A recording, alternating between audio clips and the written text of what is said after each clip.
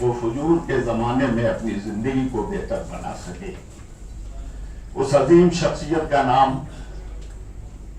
آیت اللہ روح اللہ خمینی ہے. ادھر تشریف لائیے وجی بھائی. ہم ان کی 34ویں 34th ڈیتھ اینیورسری پر یہاں جمع ہوئے ہیں. ہمارے سامنے اس شہر کی پڑھی لکھی شخصیت، انٹلیکچوئلز اور وہ افراد کے جن کے نظریں دنیا کے حالات پر ہیں وہ یہاں موجود ہیں. ہماری ایک رسم ہے اور ہم اسے اپنے لیے لازم قرار دیتے ہیں کہ ہم اپنا کوئی بھی پروگرام اس وقت تک شروع نہیں کرتے ہیں جب تک اللہ کے کلام کی تلاوت نہ کر لیں. یعنی قرآن مجید کی تلاوت سے ہمارا ہر پروگرام شروع ہوتا ہے.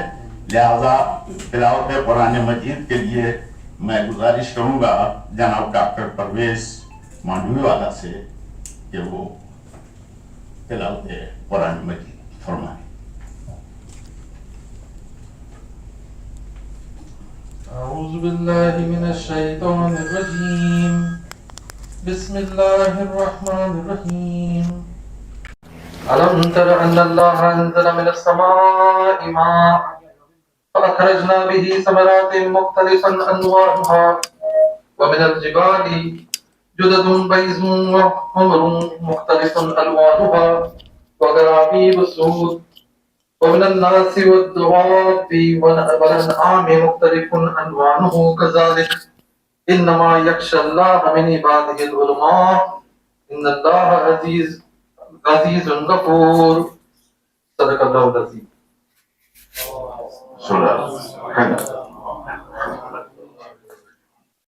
ڈاکٹر پرویز مانڈوی والا صاحب تلاوت قرآن مجید فرما رہے تھے اور ہمارے پروگرام کا آغاز ہو رہا ہے. میں ایک بات آپ کی خدمت میں عرض کر دوں کہ وقت چونکہ ہمارے پاس بہت زیادہ نہیں ہے اور اسپیکرز مقرری یہاں اچھے خاصی تعداد میں ہیں، لہذا میں بہت ہی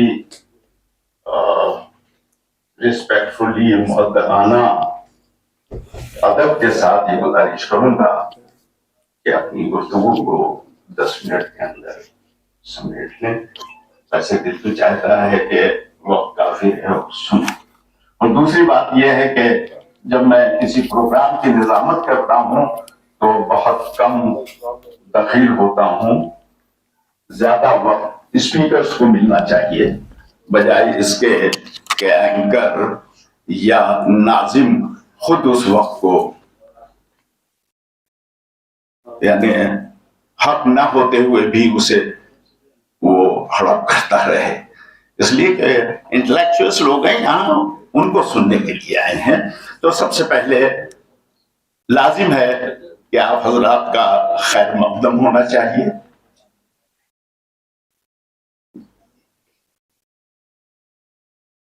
پہلے کلپ اچھا ایک کلپ ہے سلسلے میں آپ اسے دیکھ لیں. کہاں ہے یہ سامنے.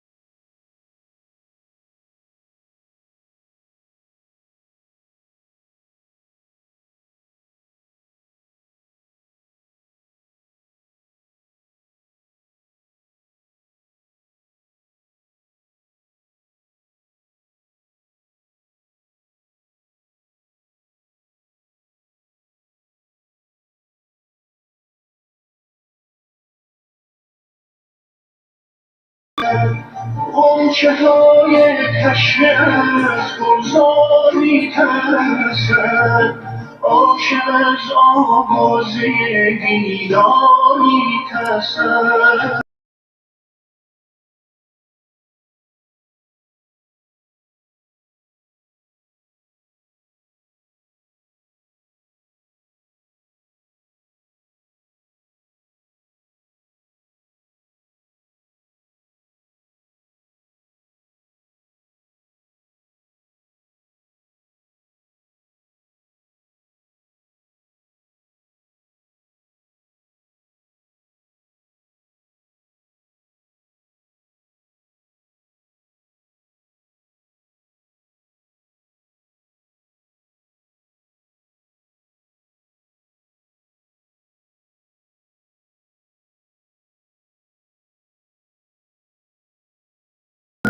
گفتم بلا شد، گریه کردم ناله کردم حلقه بر هر در زدم، سنگ سنگ کلبه ویرانه را بر سر زدم. آب از آبی نجنبید، گفته در خوابی نجنبید، شرف خالی جاده خالی کوچه خالی خانه خالی.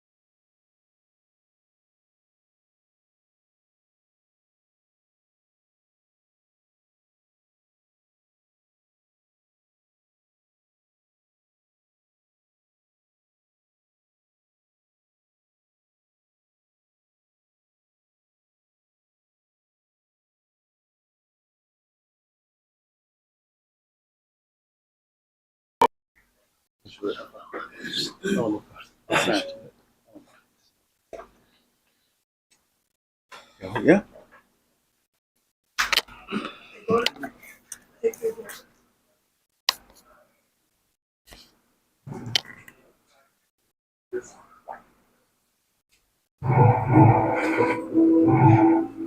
A fearless and merciless hardliner. This is the dominant image of the founder of the Islamic Revolution one finds in Western media. But this was the very image Imam Khomeini had no fear of showing to the imperialist and arrogant regimes and governments. It was a fact. He was tough on oppressors, yet kind and gracious to the oppressed and ordinary.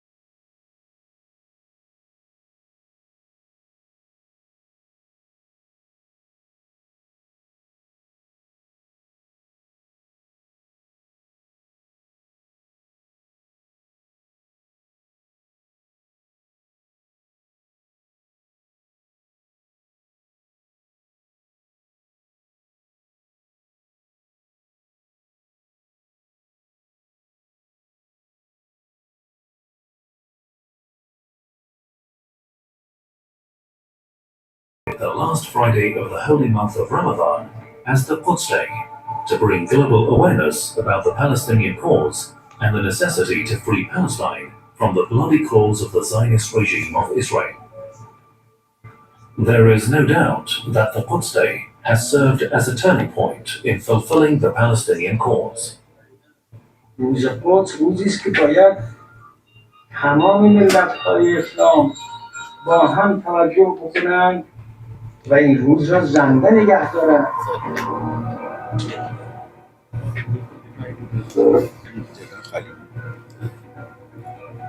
It was this struggle against oppression, the other side of Imam Khomeini's complicated yet attractive character, that did not suit Western media.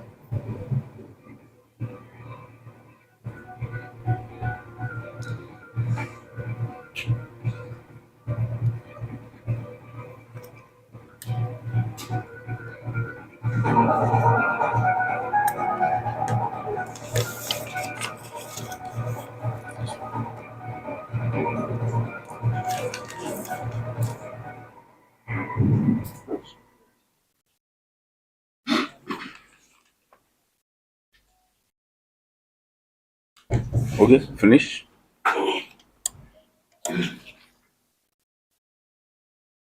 امام Khomeini کے پورے moment سے متعلق آپ نے ابھی یہ clip دیکھی.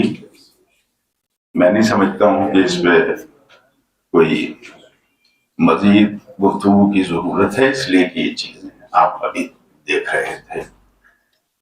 ہمارے آج کے چیف اسپیکر حجت الاسلام مولانا عباس صاحب تشریف لا چکے ہیں.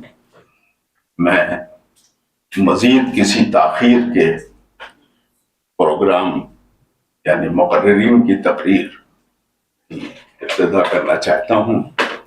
سب سے پہلے آپ تمام حضرات کا استقبال ہوگا، اور یہ استقبال ہمارے culture house Islamic republic of Iran کے کلچر ہاؤس کے ڈائریکٹر عباس اللہ سیداوی آپ کو ایڈریس فرمائیں گے.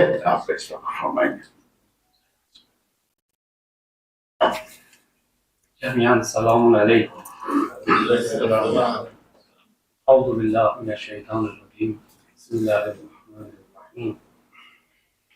با عرض سلام و ادب و احترام به پیشگاه منور و مقدس آقا امام زمان عجل الله تعالی فرجه الشریف، و با سلام و درود بر ارواح طیبه و مطهر شهدای اسلام، بالاخص روح پرفتوح و ملکوتی بنیانگذار جمهوری اسلامی حضرت امام رضوان الله تعالی علیه، و با عرض سلام و ادب و احترام حضور شما سروران، بزرگواران و اندیشمندان دینی سایر ادیان.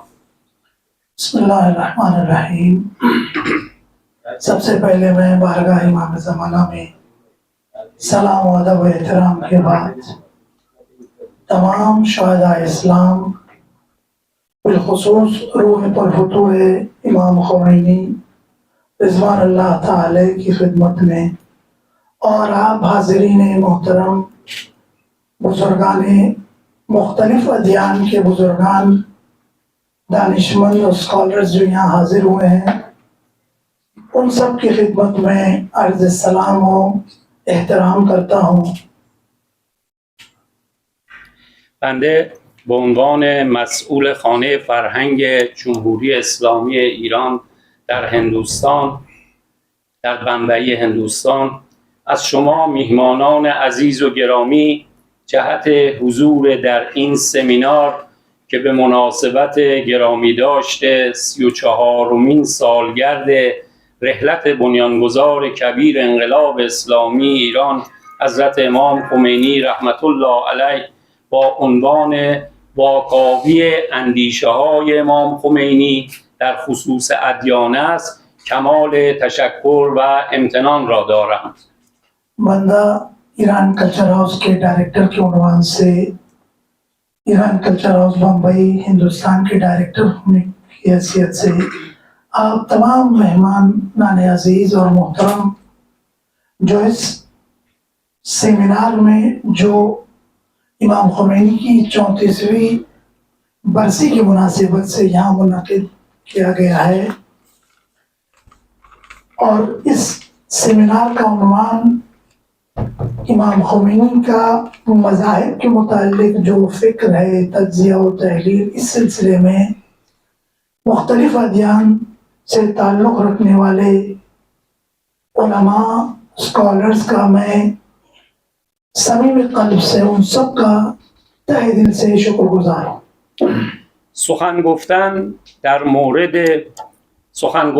در مورد ابعاد شخصیت و اندیشه های تابناک امام خمینی رحمت الله علیه، رهبر بزرگ اسلام در عصر حاضر و پدید آورنده مهمترین حادثه قرن کاری بس دشوار است.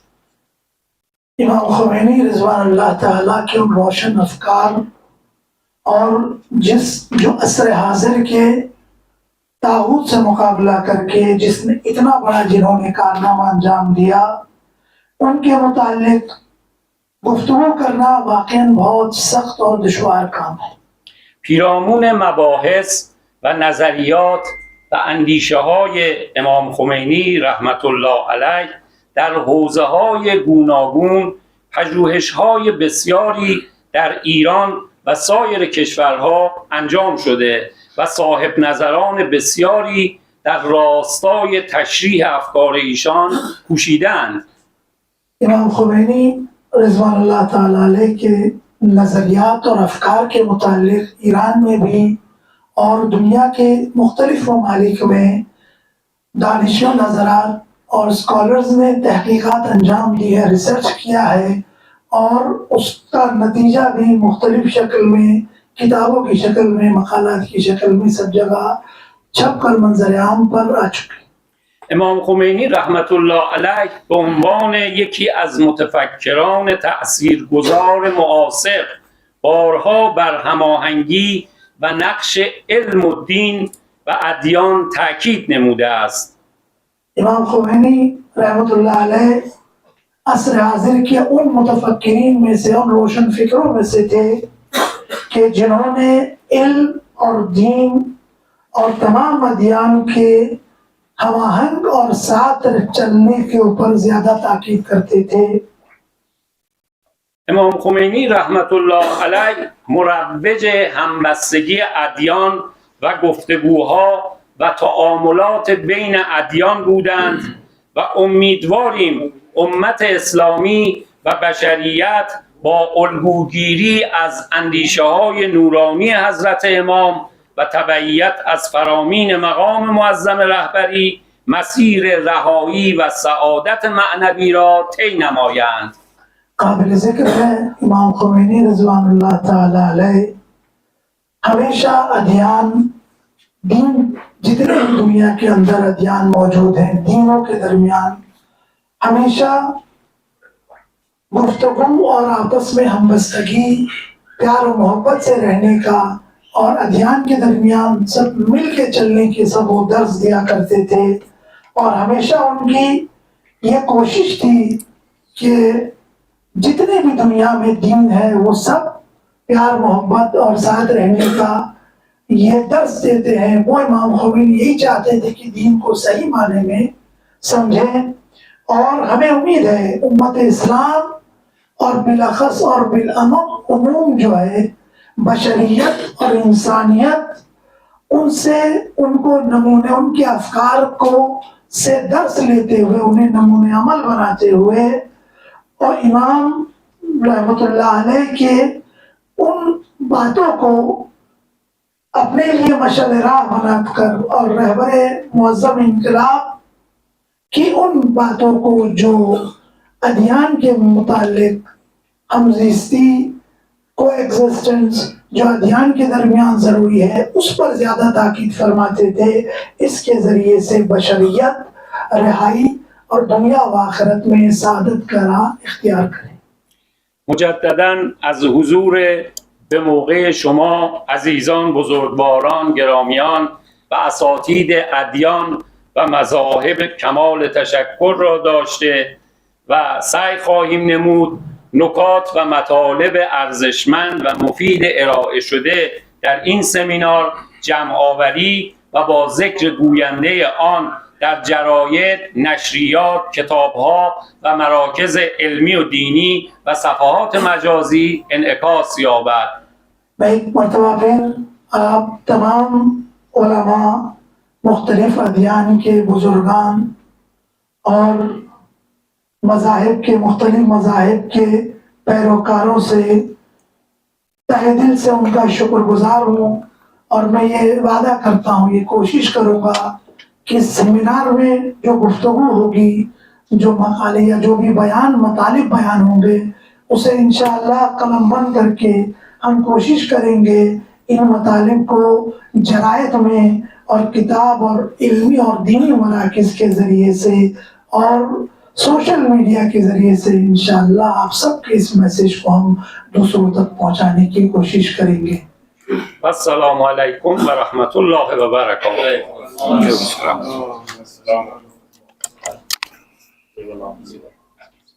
آپ نے استقبالیہ تقریر سماعت فرمائی، اور اس سیمینار کا جو عنوان ہے، جو سبجیکٹ ہے جس پر ہو رہا ہے، وہ یہ ہے کہ انالیسز آف امام خمینی اباؤٹ ریلیجنس. امام کا مذاہب کے سلسلے میں جو تجزیہ ہے اس پر گفتگو یہاں ہوگی.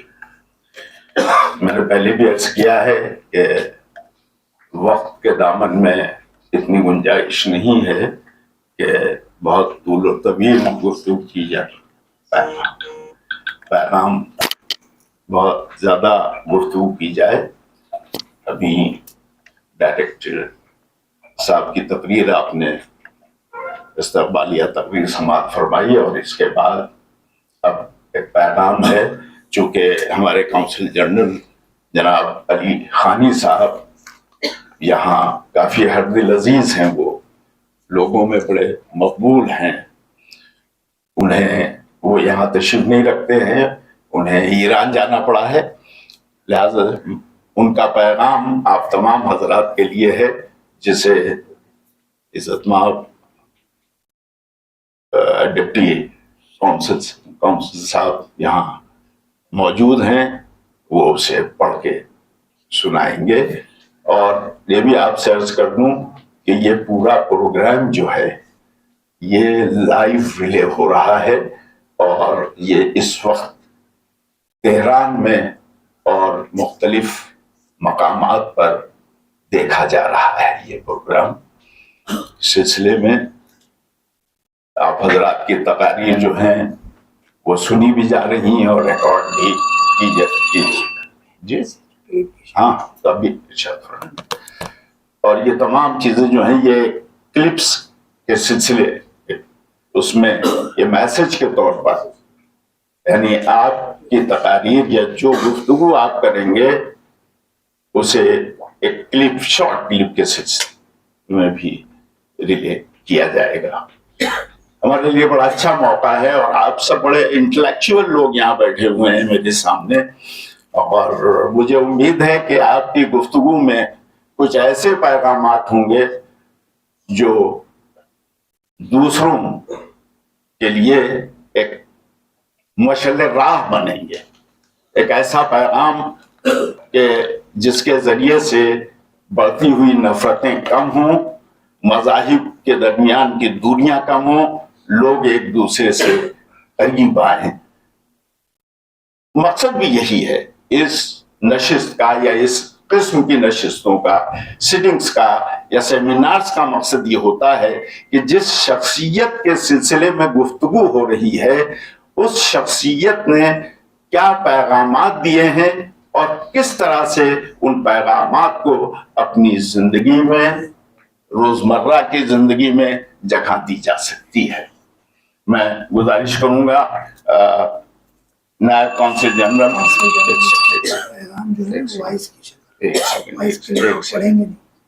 वॉइस कैसे शक्ल में हाँ वाइस क्लिप एक मिनट प्लीज एक मिनट ये नॉनसेंस रहती है जी माफ कीजिएगा वाइस ये पैगाम जो है वाइस अच्छा इस पर दे रहे हैं हाँ ये आप अभी स्क्रीन पर उस पैगाम को देखेंगे In the name of God, the beneficent and merciful. On the occasion of the 34th anniversary of the sad demise of the Maulana Khomeini, his soul rest in peace, and also the martyrdom anniversary of 15th and 4th of the tragedy calendar, I express my deep condolences to all the relatives, friends, and followers of that Imam all over the world, and especially his admirers in India. The occurrence of these two important events in the midst of the month of Ramadan is a reminder to the great importance of two main pillars of Islamic revolution, that is, the status of supreme leadership and the role of respect, unity of the people, which are in fact complementary to each other. Imam Khomeini has all of the attributes of a perfect and influential leader, and this is a fact that is acknowledged even by his detractors and critics. Scholar and intellectual in Islamic jurisprudence, theology, and philosophy, with great and humble moral conduct, but at the same time, highly emphasizing on the protection of rights of weaker sections of society, and most importantly, his ability to establish relationship with people from all sections and classes of society were all prominent in his nature and made him very popular among people of Iran. Imam was one of the important personalities of the world in fight against tyranny, injustice, and global hegemony, and an ardent supporter of voiceless people in Iran, and always supported the nations afflicted with injustice, and perhaps this characteristic is more tangible for Indian people who also had similar personalities such as Mahatma Gandhi, Pandit Nehru, and Subhash Chandra Bose. When Imam was just 5 months old, his father was killed by the mercenaries of the arrogant rulers of the time, and hence he was made familiar with the pains of being an orphan and the sublime meaning of martyrdom, right from the time he was an infant. His mother, Banu Hajar, was also a pious lady and granddaughter of a very well-known Ayatollah Ansari. At the age of 19, Imam went home Islamic seminary for Islamic studies and learned the teachings of Islamic jurisprudence. Throughout these years, not only the Iranian nation was under the unjust rule of the despots, but their real identity, independence, and self-respect was also in the shadow of obscurity. Forceful prohibition of wearing hijab, treaty of capitulation, prerogatives for private foreign companies in exploiting the country's oil and gas resources compelled Imam Khomeini to openly express his dissent towards Shah's policy. On the other hand, with the rise of awareness and awakening among the people of Iran, they also condemned and rejected the arrogant plots of Shah through demonstrations and distributions of Imam's messages during his exile. And in a series of demonstrations throughout Iran in June 1964 that coincides with 15th of Ramadan, more than 400 unarmed civilians were killed by the Shah's military soldiers.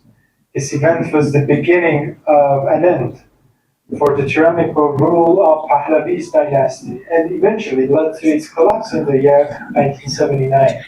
The victory of the Islamic Revolution spent 8 years of this imposed war of Iraq against Iran and various plots thrown by the enemies of the Islamic Republic, Imam Khomeini, by relying only on the omnipotent power of Almighty, a raise of leadership with power, and finally, on 3rd of June 1989, left for heavenly abode. A huge number of Iranians and his followers in the world were left distraught in sorrow. The presence of millions of Iranians and mourners from various parts of the world in Imam Khomeini's funeral was a testimony to his huge popularity. Struggle and defiance of this great man against the storms of trials, tribulations, threats, and tortures afflicted by unjust powers led to a massive upheaval in the pages of history. Perhaps a major factor that led to the persistence of the Islamic Revolution of Iran and realization of the unimaginable aspirations of this great man was his deep faith and confidence in divine and definite assistance of highest power, that is God, in handing over victory to the oppressed and innocent nations, and his constant seeking of divine help from Imam Mahdi. We have entered the 5th decade of Islamic revolution, and in spite of that, its strength and stability has been more than ever before, and with the active leadership of His Holiness Imam Khomeini will continue its path toward truth until the final victory. Peace, mercy, and blessings of Allah be upon him.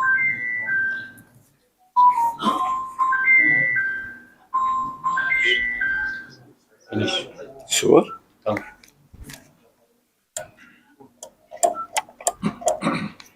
حضرات، آپ ابھی his excellency council general اسلامی republic of Iran آقا علی خانی کی تقریر سماعت فرما رہے تھے، جو امام خمینی علیہ الرحمہ کی زندگی کے سلسلے میں تھی اور ان کے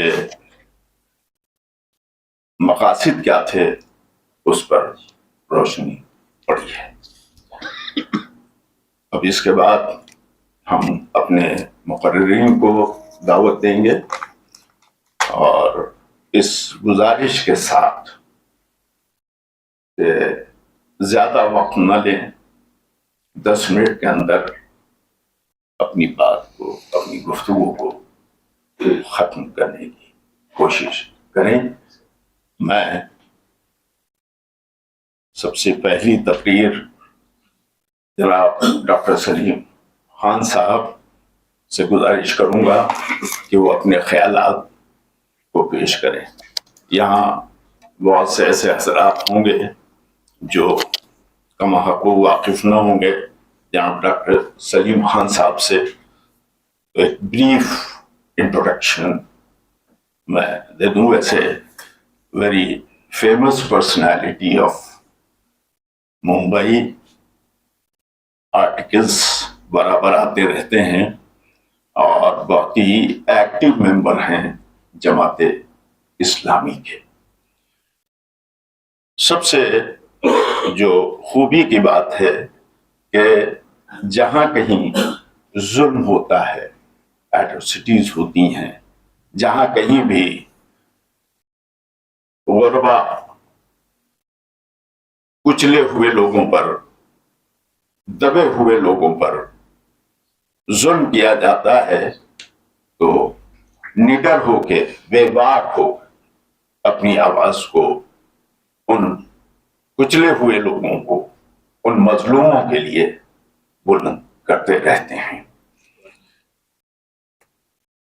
ہمارا ایک واٹس ایپ گروپ بھی ہے جس پر روزانہ کوئی تجزیاتی مضمون ہوگا، حالات سے متعلق ہوگا یا اس سے ملتی جلتی ہوئی باتوں پر ہوگا، جو کافی انفارمیٹیو ہوتا ہے۔ میں یہاں ذمہ دار لوگ بیٹھے ہیں، شاکر صاحب بیٹھے ہیں، فاروقی صاحب بیٹھے ہوئے ہیں، حسیب صاحب بیٹھے ہوئے ہیں۔ میں یہ گزارش کروں گا کہ اس گروپ کے دائرے کو وسیع کیجیے تاکہ ڈاکٹر صاحب کے خیالات سے دوسرے لوگ بھی فیضیاب ہو سکے۔ میں گزارش کروں گا ڈاکٹر سلیم خان صاحب سے۔ الحمدللہ رب العالمین، الصلاۃ والسلام علی رسول الامین وعلی آلہ وصحبہ اجمعین۔ قال اللہ تعالیٰ فی القرآن المجید والفرقان الحمید، اعوذ باللہ من الشیطان الرجیم، بسم اللہ الرحمن الرحیم۔ اللہ نور السماوات والارض، صدق اللہ مولانا العظیم۔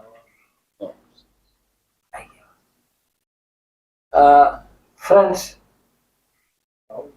first of all, I congratulate Iran Culture House for organizing this commemoration day of Imam Khomeini and giving me an opportunity to express my views.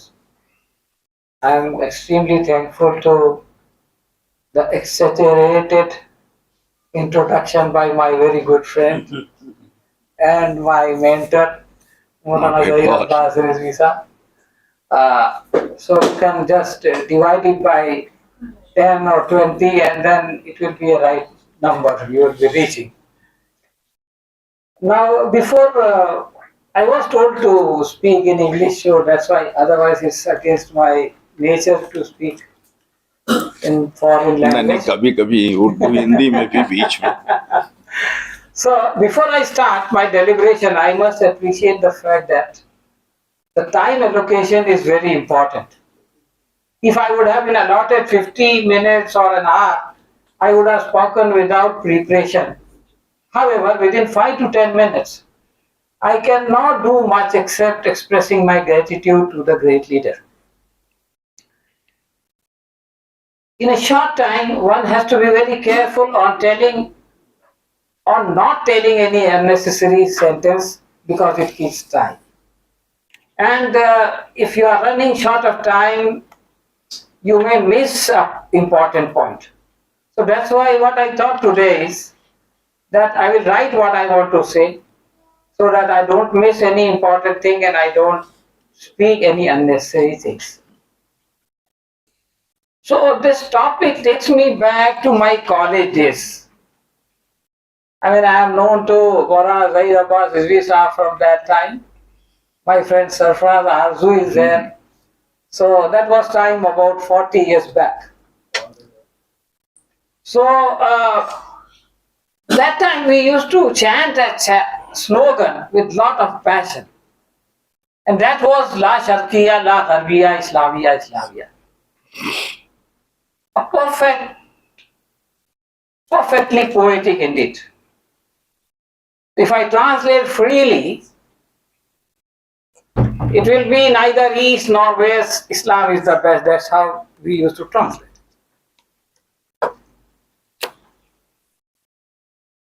I relate this to verse 35 in chapter 24, that is Surah Nur. I will just read the translation of that particular verse. It says, Allah is the light of heavens and earth. The parable of his light is as if there were a niche and within it a lamp. The lamp enclosed in glass. The glass as it were a brilliant star lit from the blessed tree, an olive, neither of the east nor of the west. So this concept, the introduction of God, the light from the God, which doesn't belong to either east or the west. That was being, coined as a slogan by Imam Khomeini. And it went throughout the world. It was in Arabic, it was in English, in all the languages.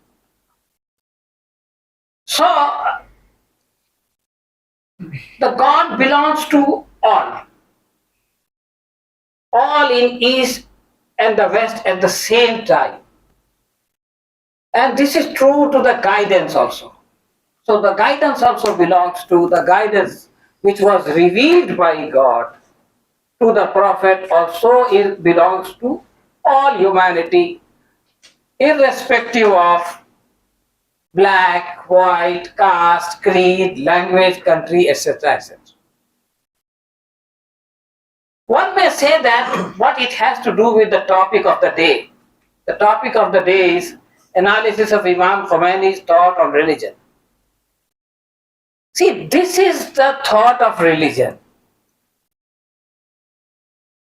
That it is universal, it is global, and it is dynamic.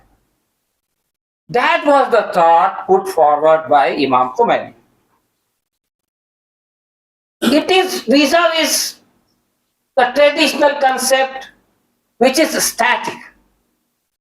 The static thought is that it is only a personal relation between man and God. But this revolutionary concept doesn't deny that the religion is the relation between man and God.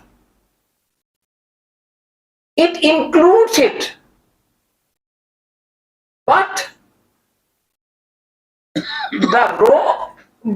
it expands also. It is not only the relation between God and man as an individual, but it is also the basis between man and man. So it doesn't talk about only the heaven and paradise. It also talks about the society in which we live. It addresses the socio-political issues of the society. It tells how the tyranny and injustice from the society could be eradicated from the society. This was the concept of religion. How the religion motivates to support downtrodden, mustazafin of the society. So the religion was being related to the downtrodden. How it encourages someone to challenge the arrogant ruler, mustakbirin in the state. And how it inspires you to fight the tyranny or the oppression. That was the concept of religion which was presented. I do not claim that Imam Khomeini invented it, but I must say that he recalled the forgotten message. It was always there, but people, have tendency to forget it. So you need a reformer to come and bring forth those facts which have gone away from the eyes of the people. And not only bring it, but one has to make it relevant to the time. One has to say specifically that this is from where the tyranny is coming, this is from where the oppression is coming. And he should sacrifice himself and motivate others for the sacrifice. So this became the moving force behind the Iranian revolution. It was one of the mightiest king, Raza Shah Pahlavi, who was supported by West as well as Mossad to flee away from Iran only on the basis of people's movement, people's power. It was not the military which toppled his government. It was the people who did it. This slogan was raised at the time when the world was bipolar. East and West in this slogan are not direction. It is the ideologies. Soviet Union was supposed to represent East through communism. USA and his allies were presenting capitalism as the worldview of the West. People did not have a choice but to align on either of them. Some tried the middle path but did not make strong impression. At that juncture of history, Islam was presented as third alternative. That was the contribution, you can say. So, and it was not a mere theoretical concept but a practical movement which brought the wholesome change in the society. It impacted all aspects of life. There were lots of criticism in the propaganda by West in the movement, in this movement of justice as it is expressed just now. I said one may disagree with the ideology, but I remember with one quotation from the Times of India, I will finish my deliberation. At the sad demise of Imam Khomeini, Times of India wrote an editorial. And it said, one may disagree with the ideology of Imam, however, cannot deny the fact that he did not bring a mere regime change, but the change in the worldview of the whole country. That is the power of a teacher or a selfless and fearless spiritual leader. The same article was also described the love and affection expressed by one and all for the leader. It gave an example of the grand welcome of Imam Khomeini from exile in France back to Iran. The article concluded that in spite of great achievement, he lived in his own little house even after the revolution. Away from all the luxuries of the king and the leaders, he spent simple life in a village of Qum without taking any government support and without depending for his livelihood on the government coffer. This cannot be imagined, elsewhere, but it happened. So he did not rule the country, but heart and mind of the people all over the world. One cannot understand fully by listening and reading how the change happened. One has to feel and live in that area. I remember one couplet of Firaq Gorakhpuri. I will make just a small change in it. Firaq says, आने वाली नस्लें तुम पर फख्र करेगी हम असरो, जब भी उनको ध्यान आएगा हमने इमाम को देखा है. क्या कहें? So fortunately I am one of the witness and thank God for the same. I pray to God, may Almighty accept all his efforts and struggle by Imam Ayatollah Ruhollah Khomeini and reward him the best. With this humble prayer at this occasion, I take your leave. Thank you. Shukran jazeelan. Very nice. बहुत बहुत खूब, बहुत अच्छा मजमून है आपका और analysis बहुत अच्छी है. और मैं ये आप कह दूँ, ये बात आपसे अर्ज कर दूँ, अभी आपने ये कहा कि मैं गलत बात नहीं करूँगा. आप गलत बात नहीं करते हैं, ये हम सबको यकीन है. बहुत अच्छा. आप दिल चाहता था कि देर तक सुने, और मैं ये बैठे बैठे सोच रहा था कि एक प्रोग्राम सिर्फ डॉक्टर सलीम साहब के लिए ऑर्गेनाइज करूँगा, इंशाल्लाह बहुत जल्द करूँगा आपके लिए, ताकि दिल भर के आप गुफ्तगू कर सके और हम जी भर के आपको सुन सकें. अजीज़ान गिरामी क़द्र, अब डॉक्टर सलीम खान साहब के बाद हमारे बीच दरमियान में गिरीश कुमार कटारिया साहब तशरीफ फरमा हैं, बैठे हुए हैं. कटारिया साहब का मौजू है जस्टिस, अदालत पर ये गुफ्तगू करेंगे. देखिए, अदालत एक ऐसा सब्जेक्ट है कि नस्लें गुजर जाती हैं लेकिन अदालत का मौजू नहीं ख़त्म हो पाता है, और यहाँ वक्त बड़ा कम है. तो अब मैंने आप बेहतर समझ सकते हैं कि सेकंड में कटारिया साहब के सिलसिले में बात कर दूँ कि बहुत ही एक्टिव आदमी हैं, एक्टिविस्ट हैं कटारिया साहब, और इनका एक ऑर्गेनाइजेशन है जिसका मराठी में नाम है, जो मैं मूलभूत अधिकार संघर्ष समिति.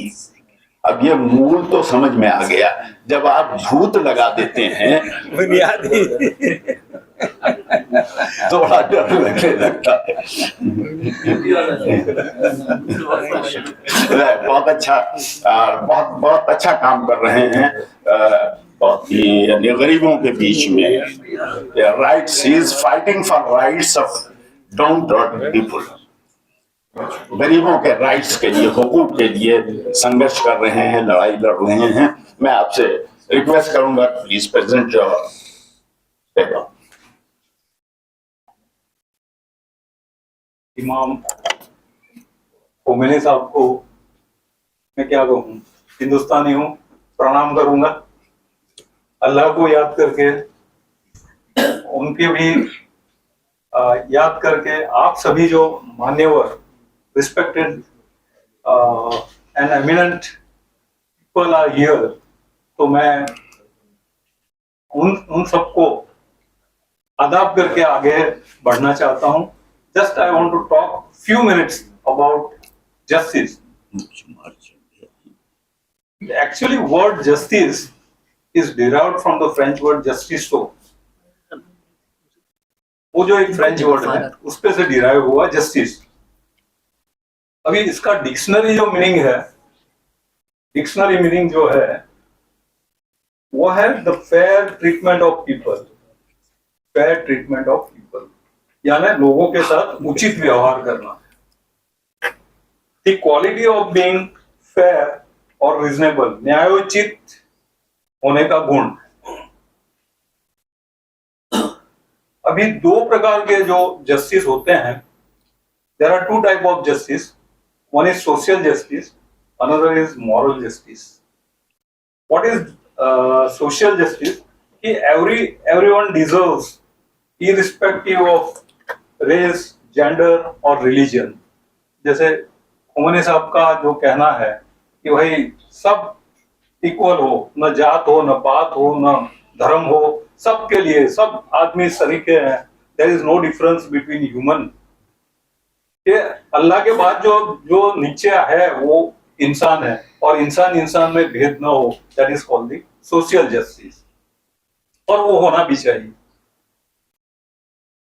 अब जो मॉरल जस्टिस की बात है, it refers to natural principles, that is to speak truth, सच बोलना, टू शो काइंडनेस, दया दिखाना, टू कीप प्रोमिसेस, अपना जो वचन दिए हैं, whatever you have promise you keep and maintain, and to behave liberal. ये अपने जो है ये कोई सिद्धांत है वो मॉरल जस्टिस में होते हैं। हमारे हिंदुस्तान के कॉन्स्टिट्यूशन में भी इसको समावेश किया गया है प्रियम्बल में। अब मुझे यहाँ पर, हालांकि हम बात ईरान रिपब्लिक की है, लेकिन मुझे यहाँ एक जहांगीर जो हमारे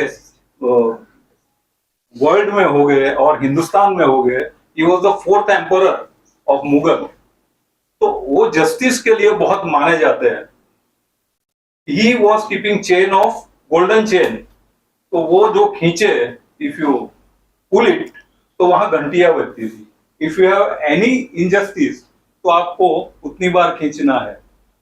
और ये स्पेसिफिकली इसलिए था कि जो डिफीटेड किंगडम है उसकी औरतों को, the ladies were kidnapped by the soldiers that time, तो वो वहां आके बेल खींच सकते थे। तो मुझे जहां तक मैंने पढ़ा है कि वहां एक औरत आई और उसने बेल खींचा, तो उसने कहा क्या क्या हुआ, क्या what is the problem? He says my husband was killed by your queen. तो बोला कि भाई मैं खड़ा हूं, यू किल मी। वो बोला नहीं, आप तो अंदाता है, you are the king, I can not kill you, but this is what I wanted to tell, कि मैं कहना चाहती हूं कि ये ऐसा मेरे साथ हुआ है। So he was so known for the justice कि ऐसा अभी भी इन हिंदुस्तान ये कहा जाता है कि जहांगीरी न्याय, ऐसा अभी तक मुझे नहीं लगता कोई भी बड़ा राजा हुआ हो और उसने इस तरह का कोई जस्टिस के लिए काम किया हो। So I personally salute him for the justice he has given to the public. उसके बाद ऐसा होता है कि हमारे हिंदुस्तान में एक राजीव दीक्षित जी हो गए, तो वो कहते थे कि जो हमें मिलता है कोर्टों में मिलता है वो न्याय नहीं मिलता है, फैसला मिलता है। He used to say, to what extent he is right, but some extent he may be right. अभी थोड़े समय पहले बिल्किस बानो के 11 आरोपियों, बलात्कारियों को छोड़ा गया। आई डोंट नो कि इसको हम जस्टिस कहेंगे, इनजस्टिस कहेंगे, बिकॉज शी वॉज मुस्लिम। उसके लिए और ये सर्टिफिकेट ये दिया गया कि वो संस्कारी लोग थे, they were cultured people. I don't accept. If cultured people is there, they will not do rape. Sometimes to please the government, the king, sometimes judges may have to, I'm not saying they have to, but may have to give justice or their decision or judgment in favor of kings also. This can happen in any country, anywhere.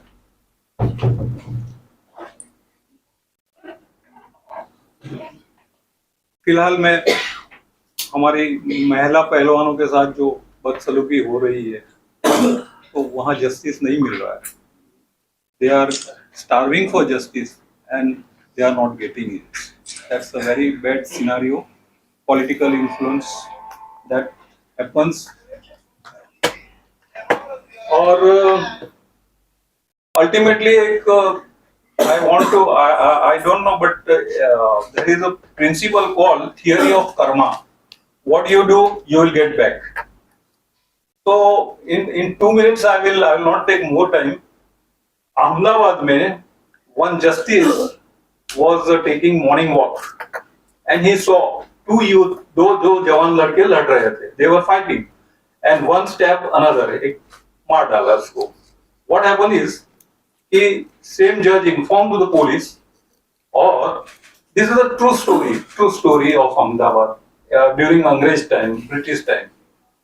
Then he informed police came, arrested those people, and when luckily or unluckily it was in his court only. Then he saw the culprit, the accused was the old man. He said, I saw two young men fighting and killing. How it can be? Then he adjourned the matter and said, call that old man. That old man came. You tell me, have you any time done anything? He said, sir, long back I had killed man, but I was escaped anyhow, I don't know. Then says, see that theory that you killed, but today evidence are going against you. Evidence are against you. If you have told me the truth, so I am not giving you the death punishment, but I am giving lifetime imprisonment. So that is the theory of karma applies. Somewhere what you do wrong, it will come back to you also. That's good. So with that, I will sum up my talk, and I am thankful to all of you for giving me an opportunity to talk about the justice. Thank you, Sahab. Thank you very much. Justice एक ऐसा subject है कि जिस पर काफी गुफ्तगू की जा सकती है.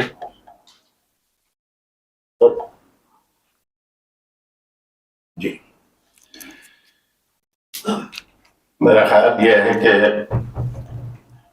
कटारिया साहब अगर थोड़ा सा आप इस मौजू को, इस टॉपिक को इमाम खुमैनी की तरफ मोड़ते हैं तो जस्टिस इस्लाम में क्या है, उसकी वैल्यूज क्या है, वो बहुत क्लियरली सामने आ जाती.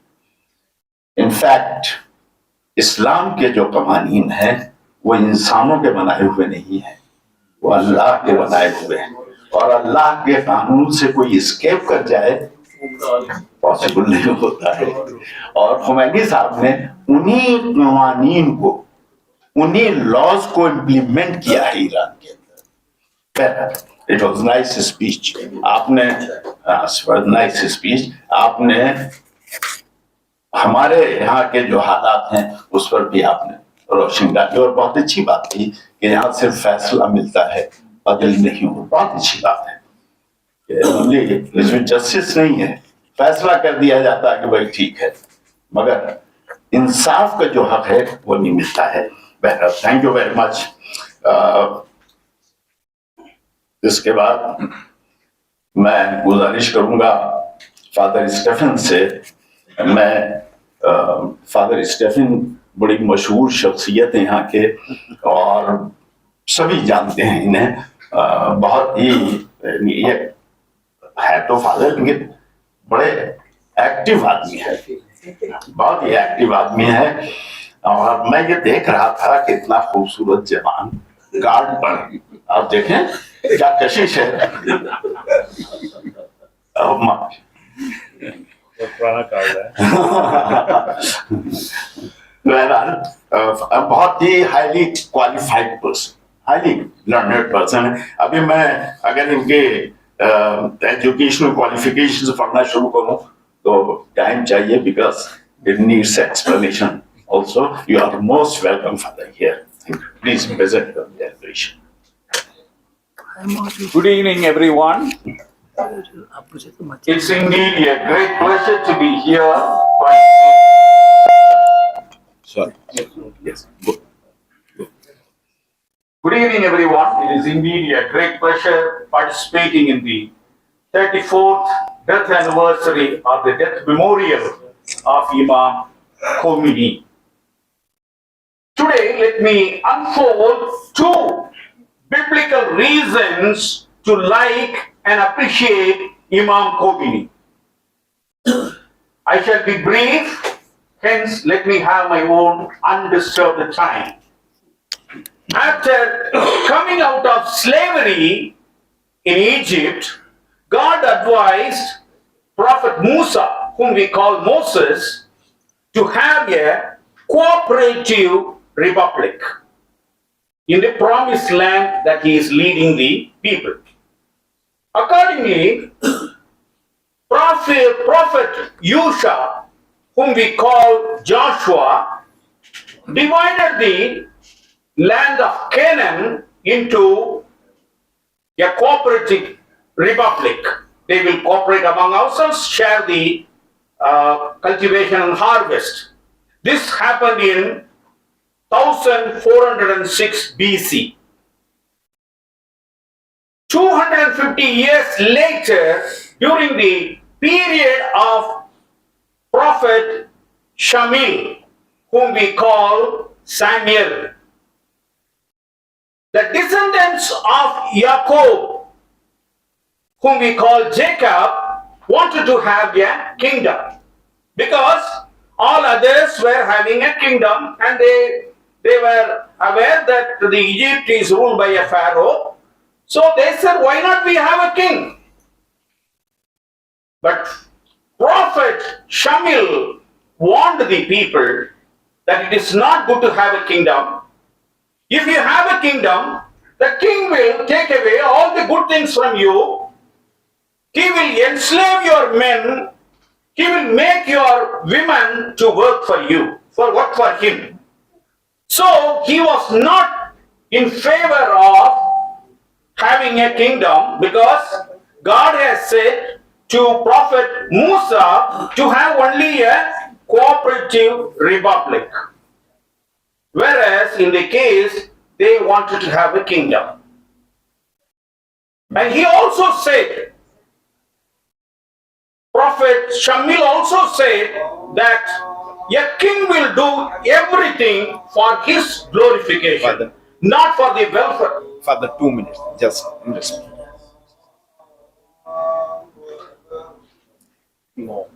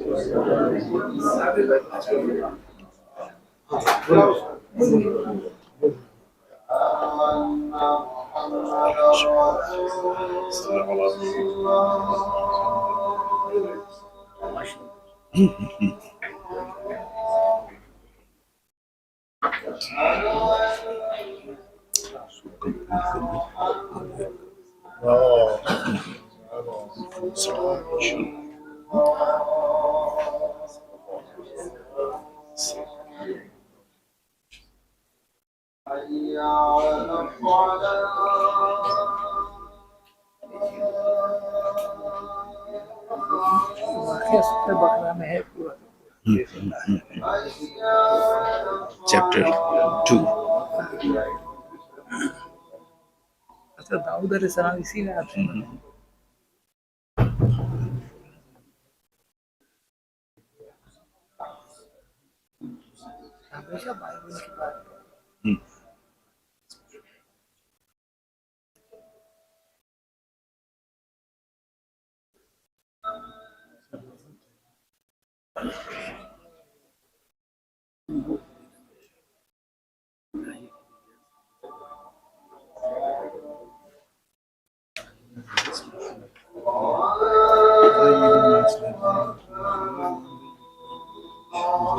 Allah.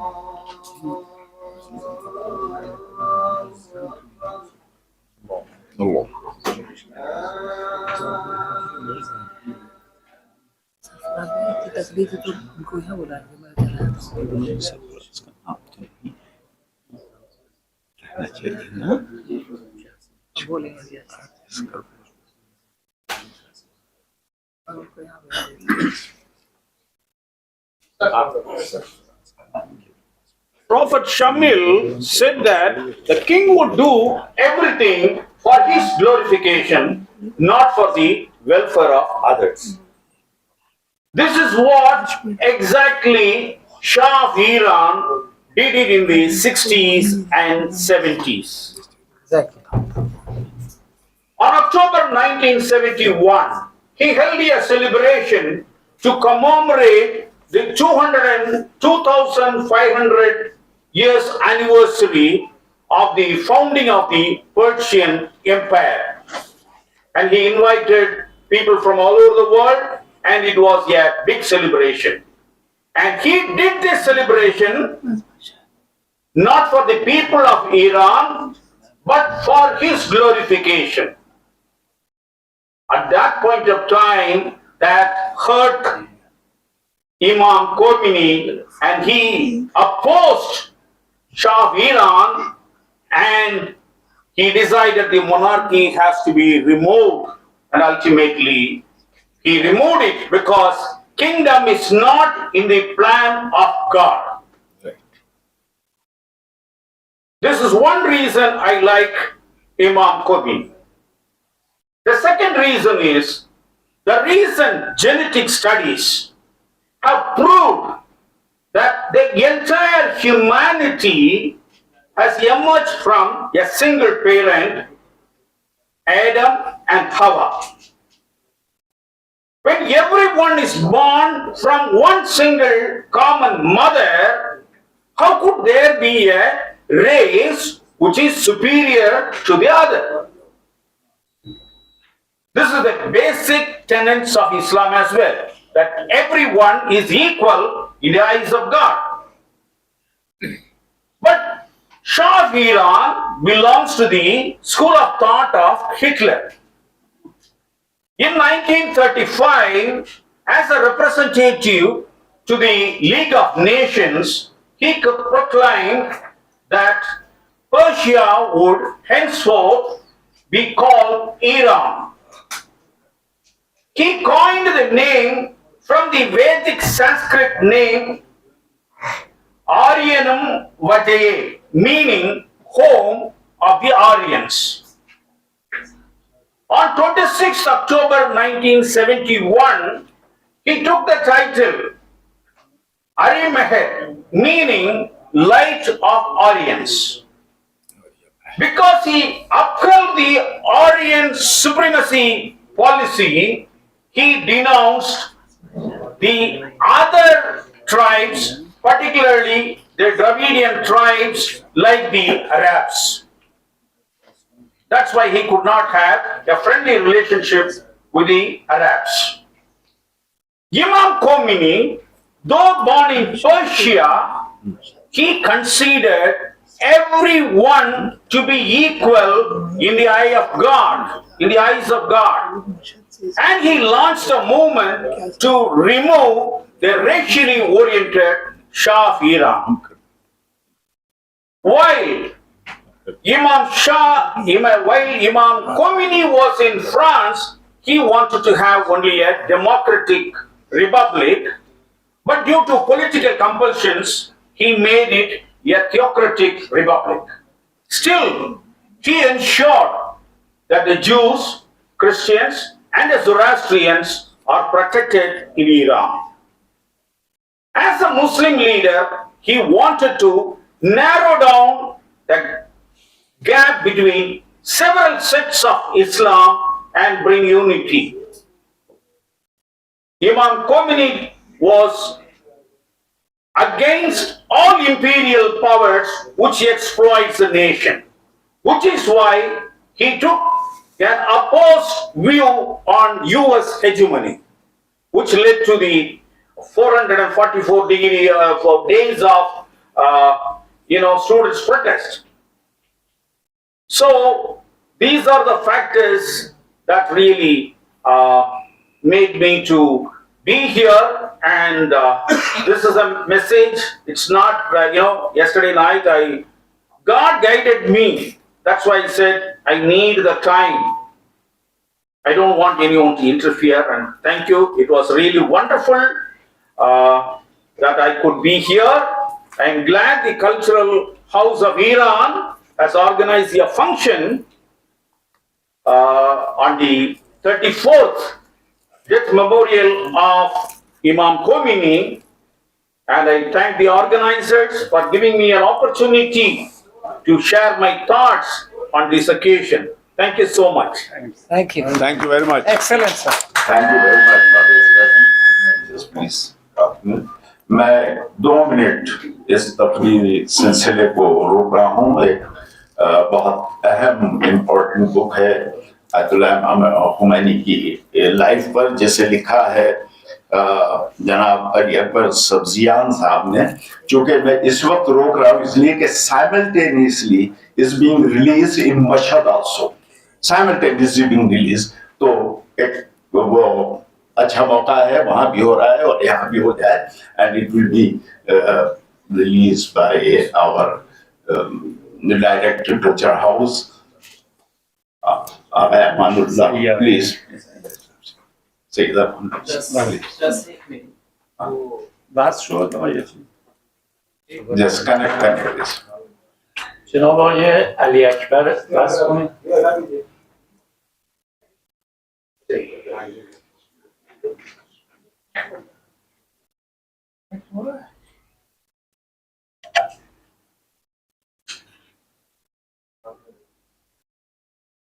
بس شدن؟ چی پشت خط باشن بس بشن و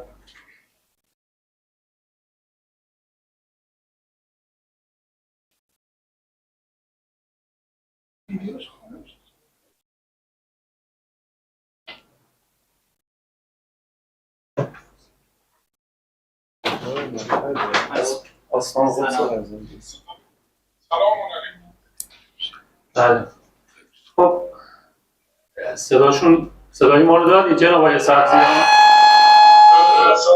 سلام علیکم و رحمت الله. جناب آقای علی اکبر جناب آقای علی اکبر سبزیان هستند، مدیر کل کتابخانه های آستان قدس رضوی، مؤلف کتاب زندگی به سبک روح الله که ما این دوتا کتاب رو شما ترجمه کنید که این دوتا کتاب رو امروز میخوایم در این جمع اندیشمندان ادیان رونمایی بکنیم با حضور خود نویسنده کتاب که جناب آقای سبزیان هستند از حرم مطهر رضوی، از حرم آقا امام رضا. ایشون مستقیم گفتگویی دارن برای اینکه این کتاب رو ما رونمایی بکنیم. یه توضیحاتی در خصوص کتاب دارن که خدمت شما ارائه میدن. بفرمایید جناب آقای سبزیان. توضیح ترجمه کنید. یه لحظه آقای سبزیان اجازه بدید ترجمه بکنن برای دوستان. یه لحظه ترجمه بکنن. یه لحظه. مایک کلایدی. بفرمایید. صدا رو کم. ولوم دست کیه؟ دست آیه. خب بفرمایید شما. خب نمیتونم صدا خب اینجا صدا رو دارن بلند. آقای سلام. जो तस्वीर आप मुशाहिदा फरमा रहे हैं आप लोग, ये जनाब अली अकबर सब्जियान हैं जिस किताब की हम अभी रुनमाई करने जा रहे हैं. इनके इस किताब के मौलिफ हैं जो हमसे चंद जुमले बयान करेंगे इंशाअल्लाह. ये बंद कर, माइक बंद करना होगा.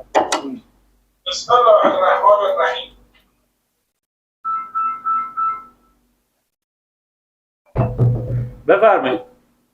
آقای سبزیان. بسم الله الرحمن الرحیم. خدمت حضار محترم عرض سلام و ادب و احترام دارم. من از کنار حرم مطهر امام رضا علیه السلام با شما گفتگو میکنم. ترجمه کن. یاد و خاطره بنیانگذار جمهوری اسلامی حضرت امام خمینی رو گرامی میدارم و به روح بلندشون درود میفرستم. شما ترجمه मैं इस वक्त आप लोगों से इमाम 8वें इमाम रज़ा अलैहिस्सलाम के हरम से मुखातब हूँ और ये जो किताब है इमाम ख़ुमैनी रिज़वानुल्लाह ताला अलैह के ज़िंदगी के बारे में कुछ वाक़यात और लोगों के से बयान किए गए उन चीज़ों के मुताल्लिक़ ये किताब लिखी गई है. از سازمان فرهنگ و ارتباطات اسلامی و همچنین خانه فرهنگ منبعی در خانه فرهنگ جمهوری اسلامی و رایزنی جمهوری اسلامی در هندوستان هم که زمینه این گفتگو رو فراهم کردن صمیمانه تشکر می‌کنم. मैं ईरान कल्चर हाउस और खाने फरहंग जमहूरी इस्लामी ईरान मुंबई हिंदुस्तान का भी तहे दिल से शुक्रगुजार हूँ कि वो सबब बने कि मैं इस तरह आप लोगों से मुखातिब होकर आप लोगों से मैं गुफ्तगू कर पा रहा हूँ. درباره این کتاب چند نکته خدمت شما عرض می‌کنم. इस किताब के मुतालिक मैं चंद नुकात बयान कर रहा हूँ.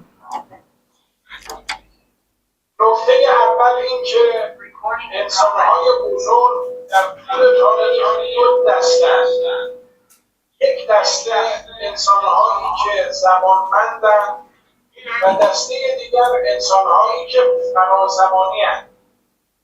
دسته اول کسانی هستند که متوقف بر زمان خودشونند، یعنی تاثیرگذاری و نقش آفرینی اونها محدود به یک زمان خاصی است. و گروه دوم شخصیت‌ها و انسان‌هایی که تاثیرگذاریشون به فراتر از زمان حیات خودشون برمیگرده. देखिए आप कह रहे हैं कि तासीरगुजार इंसानों की दुनिया में दो किस्में हैं जो कामयाब लोग हैं. कुछ लोग ज़मान के साथ कैद हैं, एक ज़माने से मखसूस रखते हैं, जगह से मखसूस रखते हैं, एक ख़ास मौके के ऊपर उससे आगे नहीं बढ़ते, उनका असर महदूद रहता है. लेकिन दुनिया में कुछ ऐसे लोग भी हैं जो इस दुनिया में इतने कामयाब होते हैं कि वो ज़मान और मकान से आगे बढ़कर रहती दुनिया तक उनकी याद लोगों के दिलों में जिंदा रहती है. امام خمینی در زمره انسان‌های دسته دوم بود، یعنی انسان‌های فرازمانی، یعنی قدرت تاثیرگذاری امام از دوره حیاتش فراتر رفت.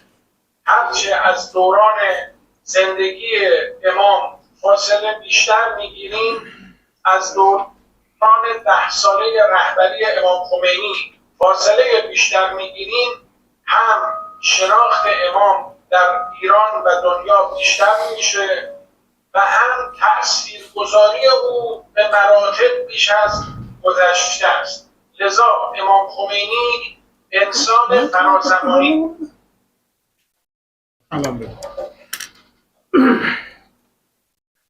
और जो आपके सामने दो किस्म के लोगों का बयान किया, एक तो बताया कि कुछ इंसान ऐसे हैं कि उनका असर जब तक वो जिंदा है तब तक उनका असर देखने को मिलता है, लेकिन कुछ लोग ऐसे हैं जो ज़मान और मकान से बहुत आगे तक निकल जाते हैं, यानी उनकी तासीर, उनका असर माशरे के अंदर उनकी ज़िंदगी से ताल्लुक़ नहीं रखता, बल्कि उनके जाने के बाद भी दुनिया उन्हें याद रखती है. तो इमाम ख़ुमैनी का ताल्लुक़ इस दूसरे ज़ुमरे से है, दूसरी किस्म में से है. कहते हैं कि जैसे जैसे उन्होंने सिर्फ 10 साल हुकूमत की, 10 साल इनकलाब के बाद तक वो जिंदा रहे. ईरान में जब इनकलाब कामयाब हो तो 10 साल तक रहे, लेकिन जैसे जैसे हम उनकी अब 34वीं बरसी मना रहे हैं, जितना जितना हम उनसे दूर होते जा रहे हैं ज़मान के हिसाब से, रहलत से दूर होते जा रहे हैं, इंतकाल से, उतना उनकी ان کی شناخت، ان کی معرفت، ان کے بیانات کا اثر ہم زیادہ سے زیادہ دیکھ رہے ہیں.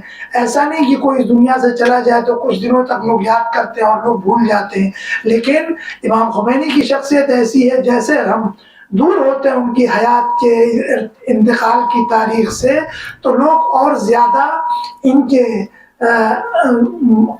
افکار اور ان کے اقوال سے آشنا ہوتے ہیں، اس کے اثر کو بھی لوگ دیکھ رہے ہیں، لوگ اپنا بھی رہے ہیں ان اثرات کو.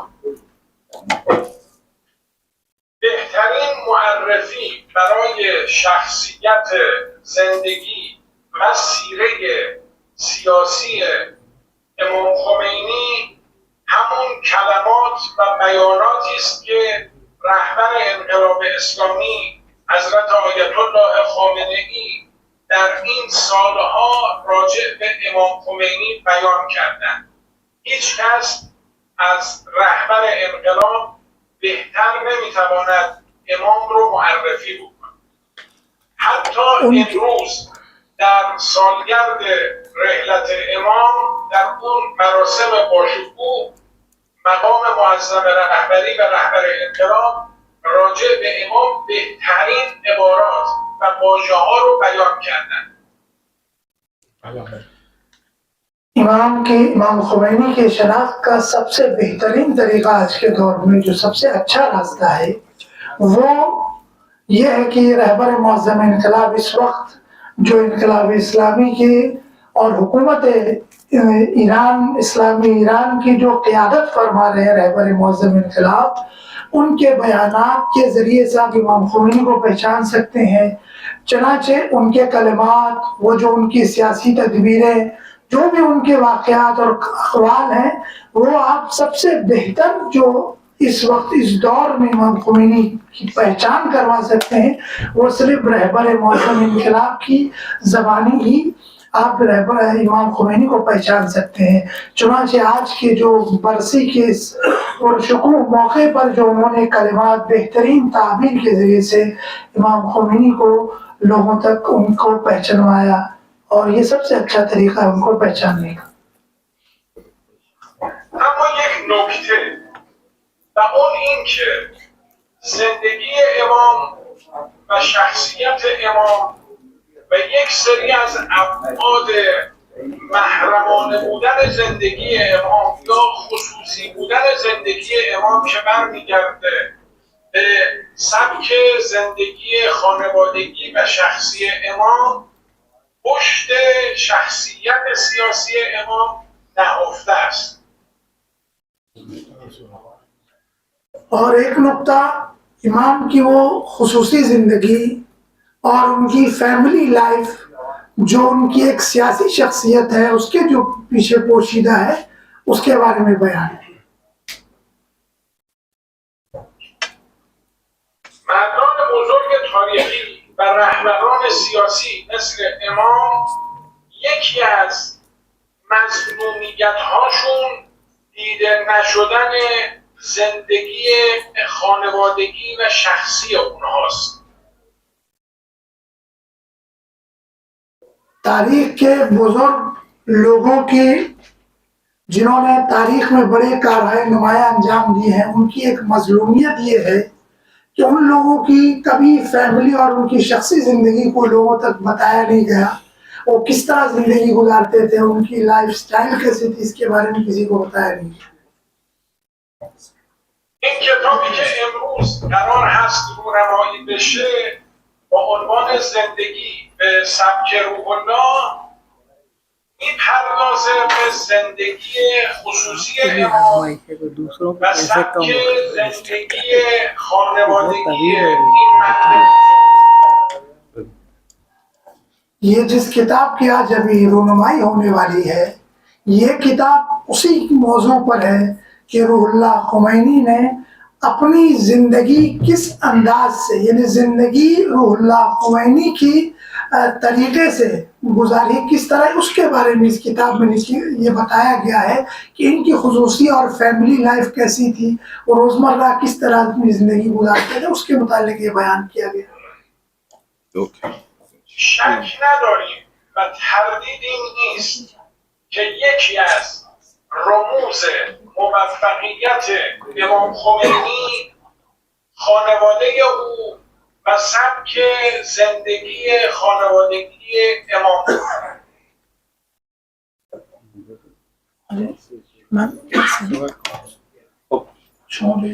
جناب سبزیان اگر اجازه بفرمایید، ما چون جلسه ادامه داره و عزیزانم اینجا حضور دارن، من با اجازه شما خدمتتون عرض کنم که اجازه بفرمایید رونمایی رو آغاز بکنیم، چون ادامه برنامه هم هست. با ذکر صلوات بر محمد و آل محمد ما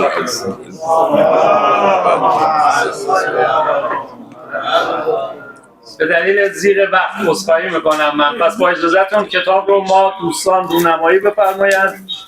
بله دوستان بلند شن و همه عزیزان کتاب‌هایی رو که به زبان اردو و به زبان انگلیسی هستش این رو رونمایی میکنیم. نویسنده محترم جناب آقای علی اکبر سبزیان، مدیر کل. आपके हाथों में है, ये दो जबानों में है, उर्दू और इंग्लिश में, जो इमाम खोमैनी की जिंदगी के मुतालिक है, उनकी फैमिली लाइफ वो किस तरह जिंदगी गुजारते थे, सादा जिंदगी के मुतालिक किताब लिखी है जो दो जबानों पर मुश्तमिल है.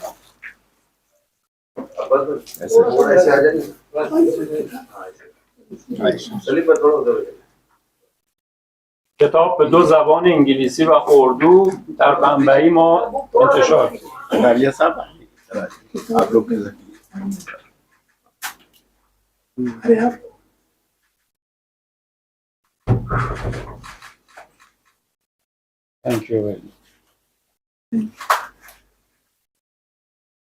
ہو گیا بس اجازت. بہت بہت شکریہ. بہت بہت شکریہ. Thank you very much. تشکر از جناب آقای سبزیان.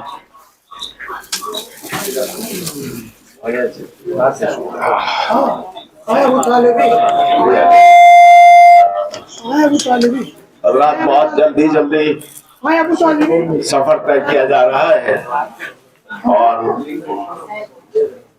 پلیز بیٹھ جائیے. بغیر کسی تمہید کے یا کمنٹس کے میں ریکویسٹ کروں گا جناب منوج مارچنڈے صاحب سے. آئے یہاں منوج صاحب ہیں؟ منوج صاحب پلیز. بیکاز ٹائم بہت کم ہے اس لیے میں کوئی انٹروڈکشن نہیں دے سکتا ہوں. Please go ahead. You are most welcome. You are most welcome. Iran سے آئے ہوئے ہمارے مہمان بھارت دیش اور سب ہمارے بھارت دیش واسطے آپ کا تہہ دل سے سواگت کرتے ہیں. صاحب نے ابھی کچھ لفظ بولے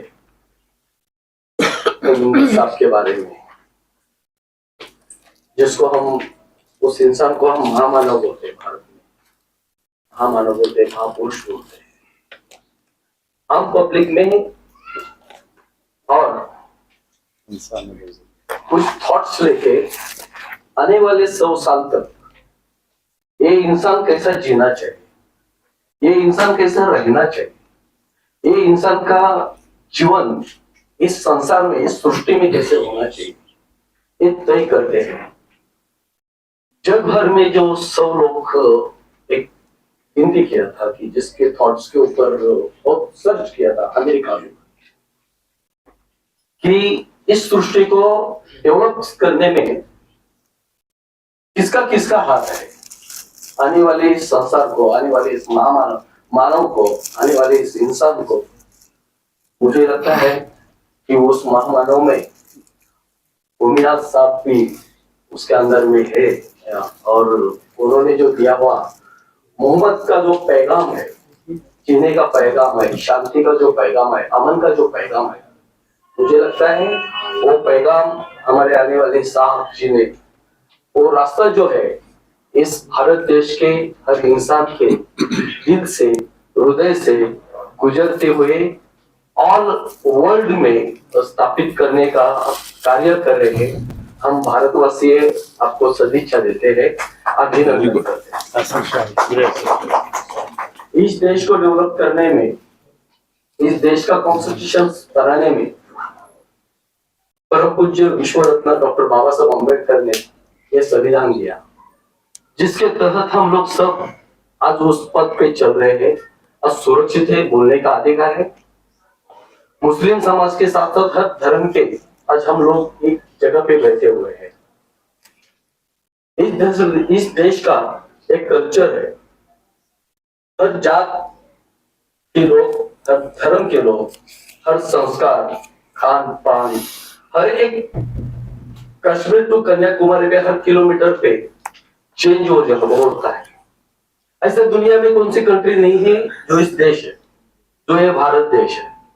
और इस देश को पूरे, इस संस्कार को पूरे, इस कम्युनिटी को पूरे एक संविधान के अंदर में उन्हें आजादी के साथ, अपने कर्तव्य के साथ, अपने उड़ान, अपने सपनों के साथ इस्टेब्लिश किया है। ईरान में इन इमाम साहब का भी वही कोशिश है, इसलिए मैं उनको महामानव बोलता हूँ, महापुरुष बोलता हूँ। और हमारी सबकी जवाबदारी है, हमारी सबकी जिम्मेदारी है इस मोहब्बत का पैगाम आज हमारे तक आया। हमने और 10 लोगों को अगर बताया, 10 लोगों ने और 10 लोगों को बताया, तो मुझे लगता है कि उनका सपना साकार होने के लिए, इस सृष्टि को, मानवतावाद को लाने के लिए, इंसानियत को लाने के लिए, हर बुराई खत्म करने के लिए हमारे एक पहले लाइन का हो या आखिरी लाइन का सदस्य हो, हमारी एक जवाबदारी बनता है कि उसका हमें हिस्सा बनना चाहिए। मेरे साकिर भाई ये है, हम बहुत प्यार करते हैं। वैसे मैं आंदोलन ज्यादा करता हूँ लोगों के सब समस्या के ऊपर, बाबा साहब के पोते के साथ भी काम करता हूँ और मूवमेंट को उठाता हूँ, आवाज बुलंद करता हूँ। आवाज बुलंद करने का तरीका है, अगर शांति चाहिए तो क्रांति करना पड़ेगा, अगर हम क्रांति नहीं करेंगे तो शांति प्रस्थापित नहीं होगी। और इसके लिए साकिर भाई हर जगह पे मुझे इस छोटे छोटे मीटिंग में हुई, लेकिन दिल से बड़े लोग हैं आप लोग। अपना परिवार, अपना घर, अपने 4 दीवारी के बाहर इस जग में हमारा परिवार है, हमारा धर्म भी हमारा परिवार है, हमारे इतर धर्म भी हमारा परिवार है। इस सदस्य का याद दिलवाते साकिर भाई खरीद दिल से आपका मैं आभारी हूँ कि आप इस मीटिंग का मेरे को एक हिस्सा बनाते हैं। अरे आप सब लोग भी, आपसे मैं छोटा हूँ, हो सकता है आपके इस रफ्तार में, इस जीवन के रफ्तार में मेरा रफ्तार अभी आहिस्ता आहिस्ता चल रहा है। कुछ सीखता हूँ, कुछ जो समझता है वो बोलता हूँ, लेकिन सबको चांस मिलना चाहिए जगह पे बोलने के लिए। तो मैं एक ही लाइन बोलूंगा कि इमाम साहब के 2 लफ्ज मेरे को इसमें बहुत गहरे लगे और वो मैं खाली बोल के मेरी बात खत्म करूंगा। इमाम साहब के culture house of the Islamic Republic of Iran Mumbai, Republic, ये शब्द मुझे बहुत अच्छा लगा। ये शब्द सबको अच्छा लगना चाहिए। प्रजासत्ता, लोगों की सत्ता। गवर्नमेंट जो होती है वो मैनेजमेंट होनी चाहिए, ना कि ऑर्डरर होना चाहिए। ऑर्डरर ये प्रजा होनी चाहिए और उनके हिसाब से गवर्नमेंट चलना चाहिए। ईरान के बारे में मेरे को बहुत बचपन से ही मैं ज्यादा सुनते आया हूँ। इराक है, ईरान है, इराक का नाम आ गया तो ईरान का नाम आ जाता है। तो बहुत लगाव है इस देश से कि यहाँ कुछ भी होता है तो ज्यादा सुनता हूँ। मुझे लगता है कि ईरान ने जो कौमी सत्ता का जो सपना है, जो प्रजासत्ताक सपना है, वो 34वें वर्ग में वो आगे लेके जाना चाहिए। तुमने, हमने, हम सब ने, यही मानवता है, मोहब्बत का पैगाम है, उसके लिए हम सराहना करते हैं और अभिनंदन करते हैं। Thank you so much. बहुत अच्छा मनोज जी, अति सुंदर, excellent, thank you very much. हजरात, तो अब हमारे अगले मुकर्रिर बहुत मशहूर शख्सियत सहाफत में जनाब वजीहुद्दीन साहब, जो टाइम्स ऑफ इंडिया से जुड़े हुए हैं और मेरा ख्याल है ईरान का विजिट भी आपका हो चुका है इसी मौके पर। Please present your. Assalamu alaikum. I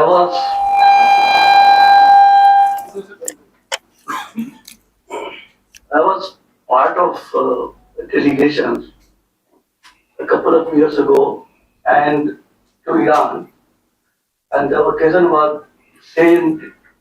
You can't say same day, but the same occasion that we are here. Imam Khomeini's death anniversary, to commemorate his death anniversary. And I was fortunate to have Maulana Abbas Sahab as our guide over there because he has been to Iran several times. I have been to just once. That was the first time, and till today is my last and first and last. I would like to visit Iran again. It's such a beautiful country.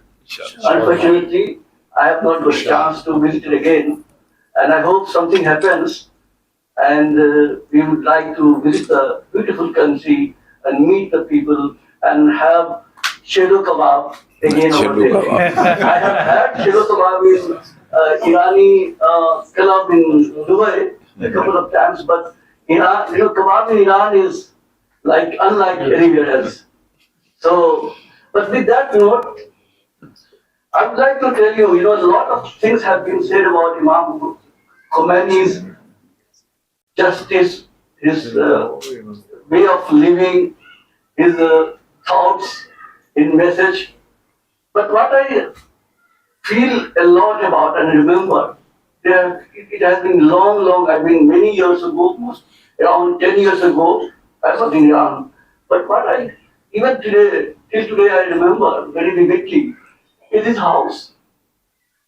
Just imagine the kind of injustice, the kind of wealth rulers in this world accumulate when they get power. When they get power, they become oppression. They come in the name of fighting oppression. They come in the name of fighting injustice, but they become the agent of injustice themselves. When we visited Imam Khomeini's house, and Maulana Sahab was also with me and a few others, we were completely humble. And I almost wept and cried. Here was the man, he could, he had such a huge power. He could have built palace for him, perhaps bigger than the Shah, whom he threw out because of his force, because of his movement. The very unpopular, the very corrupt, debauched king, the Shah Pahlavi and his family and his rule was thrown out from Iran after so many years. But the man, he was so simple, so humble, he didn't build a kind of proper house, we can say. He lived in the same house with his own library, with his own, few things that he had. So that means he cared for the people. As someone rightly said, that he was not a king. And as when the Iran was established after the revolution, he named a republic. He didn't make kingdom. We know that in the same region, in the same release, we have many kingdoms. But Imam Khomeini didn't name a kingdom. He said the people, that he gave power to the people. And people will elect their rulers. It is not the other way around, that the ruler will rule on his own. He will not become dictator. And the people have power to remove. If the ruler becomes corrupt, if the ruler does not do justice, the people have the power to remove him. So that way, he did the great thing in his own time. And he was really a revolutionary man in the sense that he through his own way of living and his own activities, he left impact to the entire world, not just confined to Iran. If you look at the kind of impression or kind of impact that the Iranian revolution has left globally, and especially in India, we all know that we don't have time to go back into India and Iran's relationship. It goes into centuries. But when you look at the impact, the best impact and the biggest impact that Imam's was in this country is that he tried to bridge the gap between the communities and among the Muslims as well. We know that we had so many fights, so many clashes between Shia and Sunnis. We know the many cities. I don't want to name the cities where we had a lot of clashes, especially during modern times. But Imam gave a message: don't fight among yourselves, be together. That does not mean that he told people that Muslims will fight non-Muslims. No, he gave a message of tolerance. He gave a message of unity, and especially for the Muslims, that the Ummah will stay together, and you have to keep your differences within your own sectors. You don't have to go out and fight in the streets. I think that perhaps, unfortunately, even Iran has not realized the real message of Imam, and we all have to come together and ensure that to realize that dream, that realize the goals that he has set for the people of Iran and elsewhere. I think this is the right occasion to take this a step forward. Thank you very much. Thank you very much Wajuddin साहब, nice speech. हमारे दरमियान में सहाफत की दुनिया से एक बहुत मशहूर शख्सियत उर्दू सहाफत से मुतालिक सरफराज आरजू साहब बैठे हुए हैं। आप यहाँ तशरीफ लाइए, एक 5 मिनट अपने ख्यालात का इज़हार कर दीजिए। हमारे हर प्रोग्राम में सरफराज साहब मौजूद रहते हैं और मुंबई की बड़ी well known figure of Bombay in Urdu journalism. आप जा रहे हैं, आप बैठे वहाँ बैठे।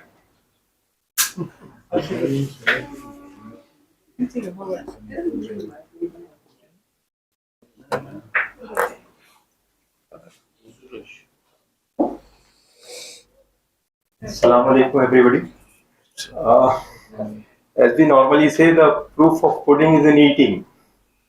So, when my name was called out, I was stunned for a moment that I wasn't prepared for anything of this sort. But I think Imam Khomeini has left so many impressions on me, and that I don't have to recollect all of these things at one go. The one thing that stands out in my mind is the impact that he has left on the nation called Iran. Well, revolutions come and even die down, but here is a revolution that is ongoing and still on, and I'm sure this will continue until Qiyamah. What I have seen in the meanwhile, in these years, is that Iran has become stronger in so many fields and in so many ways. And one thing that stands out for me is a rate of literacy that has skyrocketed in Iran. When I compare it with our own statistics, I realize that Iran is far ahead of many of its contemporaries of its in the region. And as far as I know, the rate of literacy in Iran is almost as good as 90%, which is, I mean, something very amazing when I consider that in India we have a literacy rate of around 50%, 48% or 52%. This is one thing that stands out. The second thing that stands out is that Iran has made its presence known in the world affairs. And even after being at the receiving end of the Western powers for and being boycotted at all levels, and in a situation in a world like ours, these types of steps would bring down any economy in the world. Russia is feeling the pinch of it, of the boycotts and all. But Iran has stood its stance and has survived all these boycotts, and is not only survived them, but has overcome these boycotts in so many ways. It continues to have a very delicate balance in its diplomatic context with everybody. And one thing that especially needs to be mentioned is that it has mended its offenses with even Saudi Arabia. And that is one thing that has brought in a sea change in the affairs of this region, because Iran continues to be, on the side of the resistance forces throughout the Muslim world. And even then, if you are at good terms with a country like Saudi Arabia, it means that the nuances that go into maintaining these diplomatic relations have been taken well care of. And Iran will, I think, soon will have a era of peace in this region, and that will result in more and more, what should I say, is more and more Peace and stability. This will result in a more and more betterment of the Iranian society and its development at all fronts, as I would like to call it. Even when I think of the fronts that Iran is progressing on, I think it has taken a huge stride in becoming self-reliant in electronics, self-reliant in its own defense requirements, and it does not depend on Western forces for its crucial requirements. One thing which I laugh at when I come across these news items is Iranian drones are being used by Russians in Ukraine. So I think you are carrying coal to Newcastle, right? So these are the things that stand out in our mind. And when I say revolutions come and go, this is one revolution that continues. Thank you very much. सरदार साहब बहुत बहुत शुक्रिया। इससे पहले कि मैं इस programme के सेमिनार के आखिरी मुकर्रिर को ज़हमत दूं, मैं चाहता हूं कि हमारे एक मेहमान बंगलो वहाँ से बड़ौदा से तशरीफ लाए हैं। मैं आप हज़रात के सामने उनका मुख्तसर सा इंट्रोडक्शन पेश कर दूं।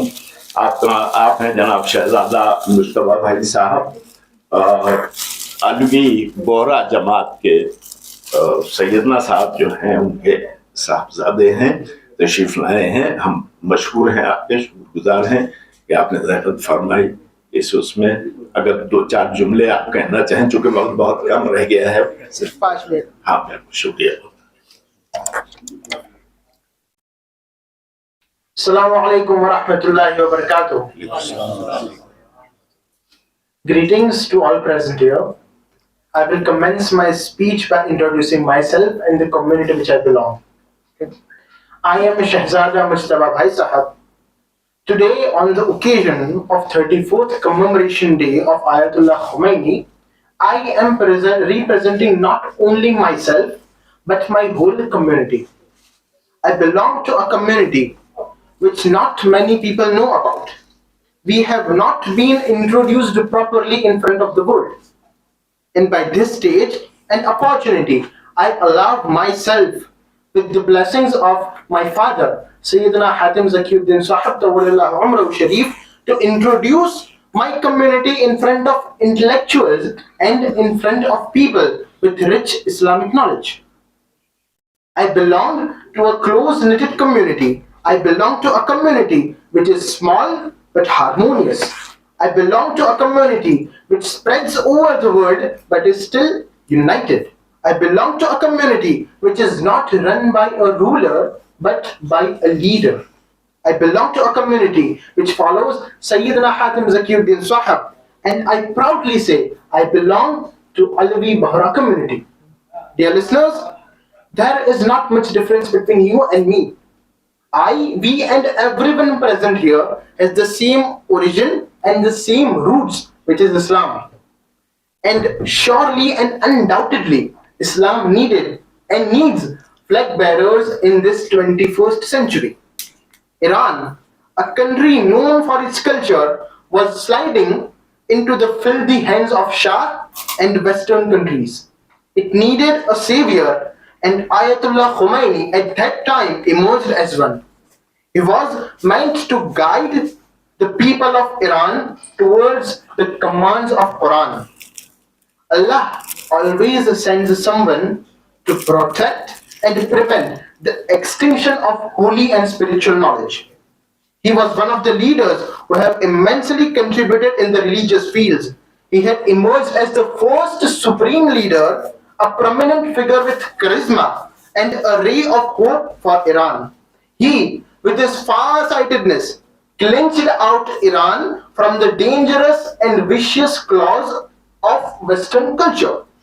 He not only enriched the cultural heritage of Iran, but also cleansed it, the Western influences, from the minds of youth with the nectar of Islam.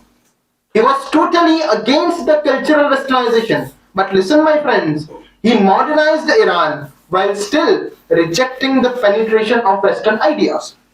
He realized that there was a dire need to educate the common men about the ahkam and commands of Rasulullah sallallahu alaihi wasallam and the commandments of Quran.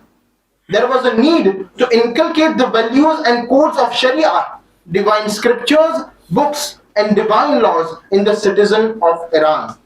He was convinced that if the people won't fear Allah and they won't fear the consequences of their deeds in the hereafter, the whole Iran would drown into the Western habits, its culture, its practices and customs, which are haram and forbidden in Islam. Ruhullah Khomeini's thoughts were based on Islamic governance, and to free Iran from the monarchy and create a government which follows the general rules of Islam. He had a unique view which is well known and popular as Wilayatul Faqih, the thought which made Iran a proper Islamic state. He was of the opinion that a person with deep knowledge of religions would govern the state and that would preserve the cultural heritage of the country. He advocated for the establishment of an Islamic state where the principles of Islam would guide the political, would guide the social and economic systems of the country. He believed that Islam provided a comprehensive framework for all aspects of life and that Muslims had a duty to establish an Islamic government based on divine principles. Dear listeners, he was a personality who would never ever fade from the history of Iran. He liberated the people of Iran and made an example of how a state should be. I will end my speech with a single prayer. Let us pray that all Islamic nations propagate and spread Islam just like Ayatollah Khomeini did. And let us pray for the prosperity and welfare of Muslims all around the world. Thank you.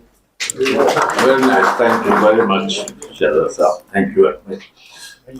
Programme के last हमारे मुकर्रिर आखिरी मुकर्रिर हुज्जतुल इस्लाम मौलाना अख्तर अब्बास जौन साहब, आप लखनऊ से तशरीफ लाए हैं। मैं दो जुमले आपकी खिदमत में आप तमाम हजरात से इंट्रोड्यूस करने के लिए। आपने 20 साल से ज़्यादा, more than 20 years की जिंदगी ईरान के शहर कुम में गुजारी है, जिसे हम सिटी ऑफ लर्निंग कहते हैं। हमारे लिए, तमाम मुसलमानों के लिए the most pious city learning Qom जिसे कहते हैं, हमारे इंटेलेक्चुअल्स में शुमार किए जाते हैं और बड़ी खिदमत हैं। सबसे जो यानी अहम काम अंजाम दे रहे हैं वो ये है कि आजकल हमारे नौजवान बच्चे जो हैं वो माहौल से, सोसाइटी से बहुत ज़्यादा मुतासिर होकर जरा दीन के रास्तों से दूर होते जा रहे हैं। आप ये काम कर रहे हैं कि ऐसे बच्चों को इकट्ठा करके उन्हें जिंदगी के उन उसूलों को की तालीम देना जो नफरत नहीं बल्कि मोहब्बत का सबक दे रहे हों, और दीन शनासी क्या है, इस्लाम शनासी किसे कहते हैं, उससे करीब कर रहे हैं, ताकि समाज और माशरे में एक बेहतरीन इंसान बनकर उभरें।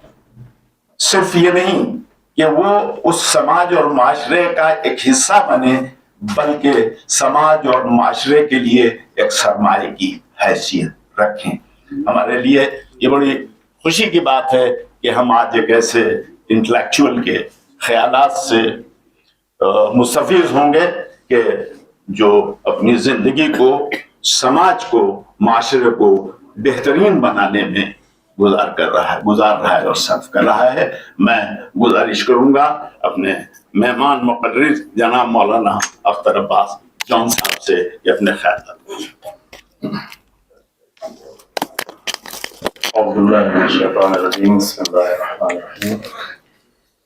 لقد بعثنا في كل أمة رسولا أن يعبدوا الله واجتنبوا الطاغوت. سب سے پہلے ہم شکر گزار ہیں کہ امام خمینی رحمۃ اللہ علیہ کی یاد میں یہ پروگرام منایا جا رہا ہے، اس پہ ہمیں یہ فرصت نصیب ہوئی ہے۔ اور میں یہ دیکھ رہا تھا کہ یہاں پر 2 کلومیٹر 5 کلومیٹر 10 کلومیٹر سے بامبے سے لوگ آئے ہوئے ہیں، 5-10 منٹ گفتگو کر رہے ہیں۔ تو میں 1500 کلومیٹر سے آیا ہوں، تو مجھے کتنا کرنا چاہیے، لیکن اس کی گنجائش نہیں رہ گئی ہے۔ اور یہ بھی دیکھ رہا تھا کہ ایران کے لوگ پرشین میں گفتگو کر رہے تھے، بامبے کے لوگ انگلش میں ہندی میں گفتگو کر رہے تھے، تو میں لکھنؤ سے ہوں تو مجھے کس زبان میں گفتگو کرنا چاہیے؟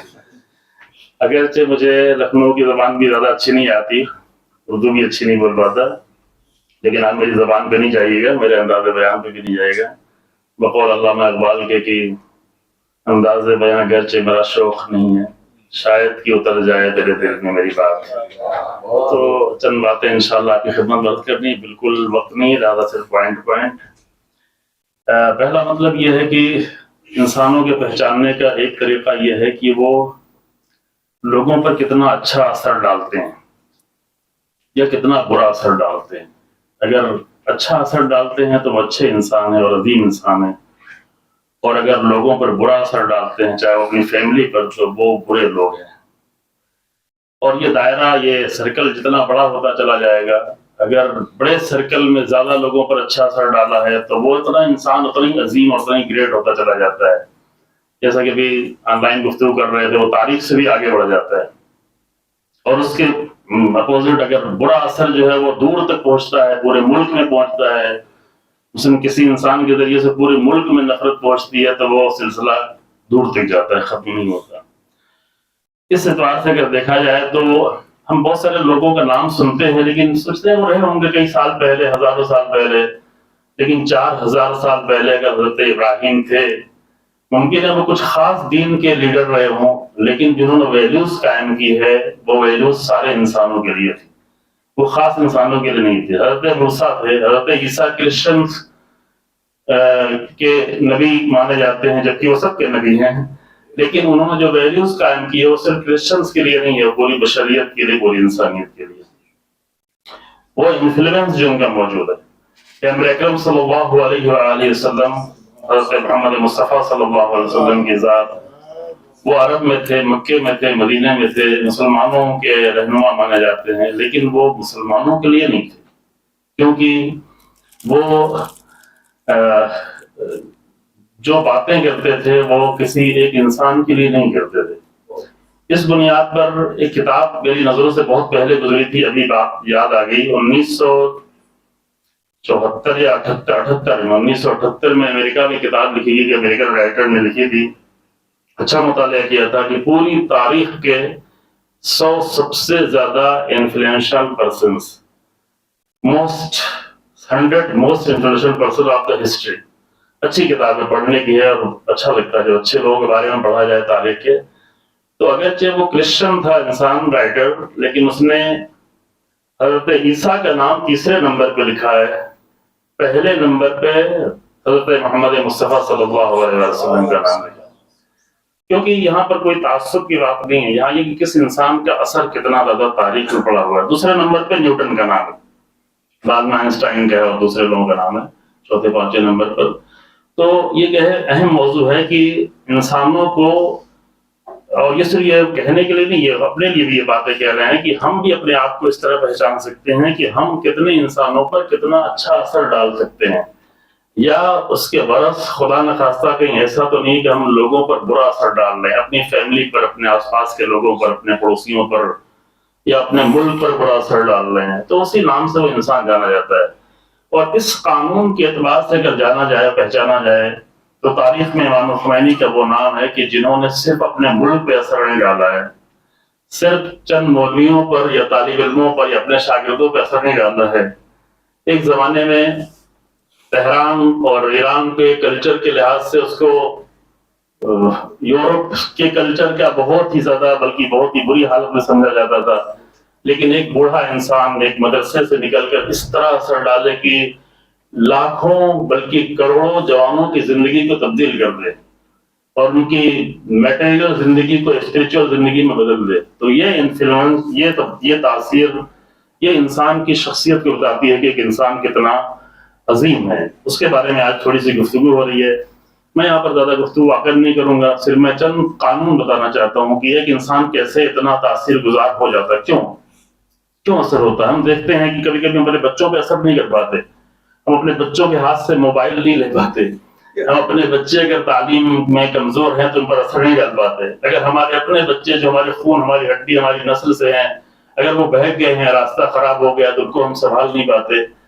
اتنا کچھ ہوتے ہوئے، اتنا قریب ہوتے ہوئے ہم ان پہ اثر نہیں ڈال پاتے، تو کیسے ایک انسان اتنی بڑی تعداد میں انسانوں پہ اثر ڈالتا ہے؟ یہ ایک سوچنے کا موضوع ہے۔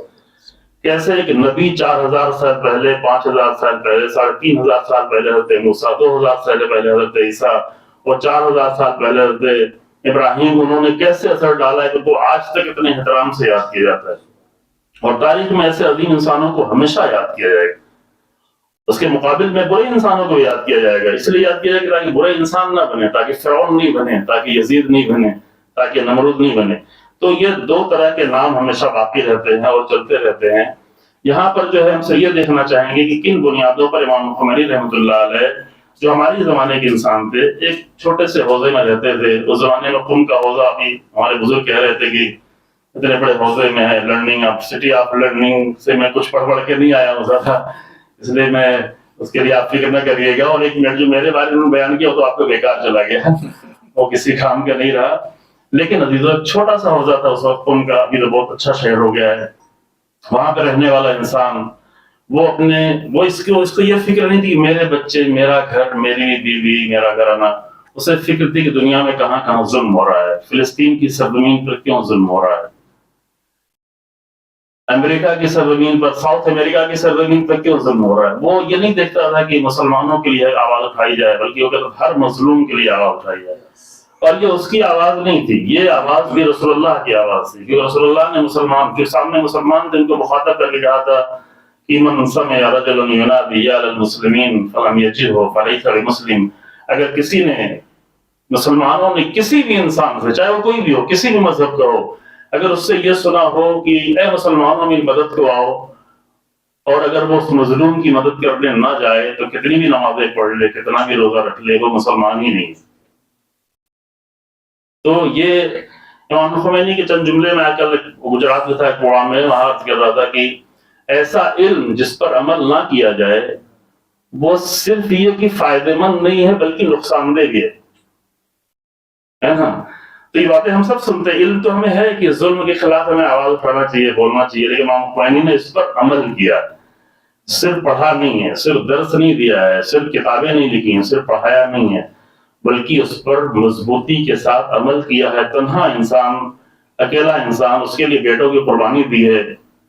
جب ان کے بڑے عظیم اسکالر بیٹے کو شہید کیا گیا، 12 سال 14 سال ملک سے باہر نکال دیا گیا، طرح طرح کے ملکوں میں بھیجا گیا، کبھی ترکی، کبھی عراق، کبھی فرانس، کبھی کویت کے بارڈر پہ کھڑے تھے، کویت لے لیں گے، بعد میں کہا نہیں لیں گے، وہاں بارڈر پہ رکے ہوئے ہیں، اور کوئی بھی لینے کو تیار نہیں تھا۔ تو وہاں کہہ رہے تھے کہ ہمیں زندگی بھر بارڈر پہ بارڈر جانا پڑے اور کوئی بھی ملک لینے کو تیار نہ ہو، تب بھی ہم ظلم کے خلاف آواز اٹھاتے رہے۔ یہ مضبوطی، یہ ارادوں کی مضبوطی، کوئی ایسے ہی امام خمینی نہیں بن جاتا۔ اور یہ بات اس لیے نہیں کہہ رہے کہ ہم سے امام خمینی کے بارے میں بات کریں، اس لیے کہہ رہے ہیں کہ اس طرح کے ہر انسان کو ضرورت ہے، ہر زمانے کے لوگوں کو ضرورت ہے کہ اس طرح اپنے اسٹینڈ کو مضبوط رکھیں۔ تو وہ میں خالی 2-3 منٹ میں بنیادیں بتانا چاہتا ہوں امام خمینی کی بنیادی فکریں کیا تھیں، اور اسی لیے میں نے آیت بھی جو پڑھی تھی آپ کو ترجمہ کر دوں گا۔ امام خمینی کی سب سے بنیادی فکر یہ تھی کہ وہ جو کچھ کرتے تھے وہ اللہ کے لیے کرتے تھے، ایک ایشور، ایک اللہ، ایک گاڈ کے لیے وہ سب مانتے ہیں. جتنے بھی ریلیجن یہاں سب بیٹھے ہیں، نام کچھ بھی دے لیں لیکن سب جانتے ہیں کہ سب کا کریٹر ایک ہے، سب کا خالق ایک ہے، سب کا پیدا کرنے والا ہے. تو وہ اپنے لیے نہیں کرتے تھے، اپنی حکومت کے لیے نہیں کرتے تھے. وہ جو کرتے تھے ان کی زندگی کے بہت نمونے سے موجود ہیں، بہت ہی اطمینان کے ساتھ اللہ کے لیے کرتے تھے. اور جب کوئی کام جو ہے وہ انسان اپنے لیے کرتا ہے تو فکر مند ہوتا ہے، مسترب ہوتا ہے، مل جائے تو خوش ہوتا ہے، چھن جائے تو پریشان ہوتا ہے. لیکن جب اپنے لیے نہیں کر رہا ہو، اس کے لیے کر رہا ہو کہ جو سب کچھ دیکھ رہا ہے، اسے پریشانی کی کوئی ضرورت ہی نہیں، اسے کوئی اضطراب نہیں ہوتا. انہیں پکڑ کے رات کے اندھیرے میں نماز صبح سے بھی پہلے لے جایا گیا، بالکل سکون سے گئے، صرف نماز پڑھنے کی اجازت مانگی.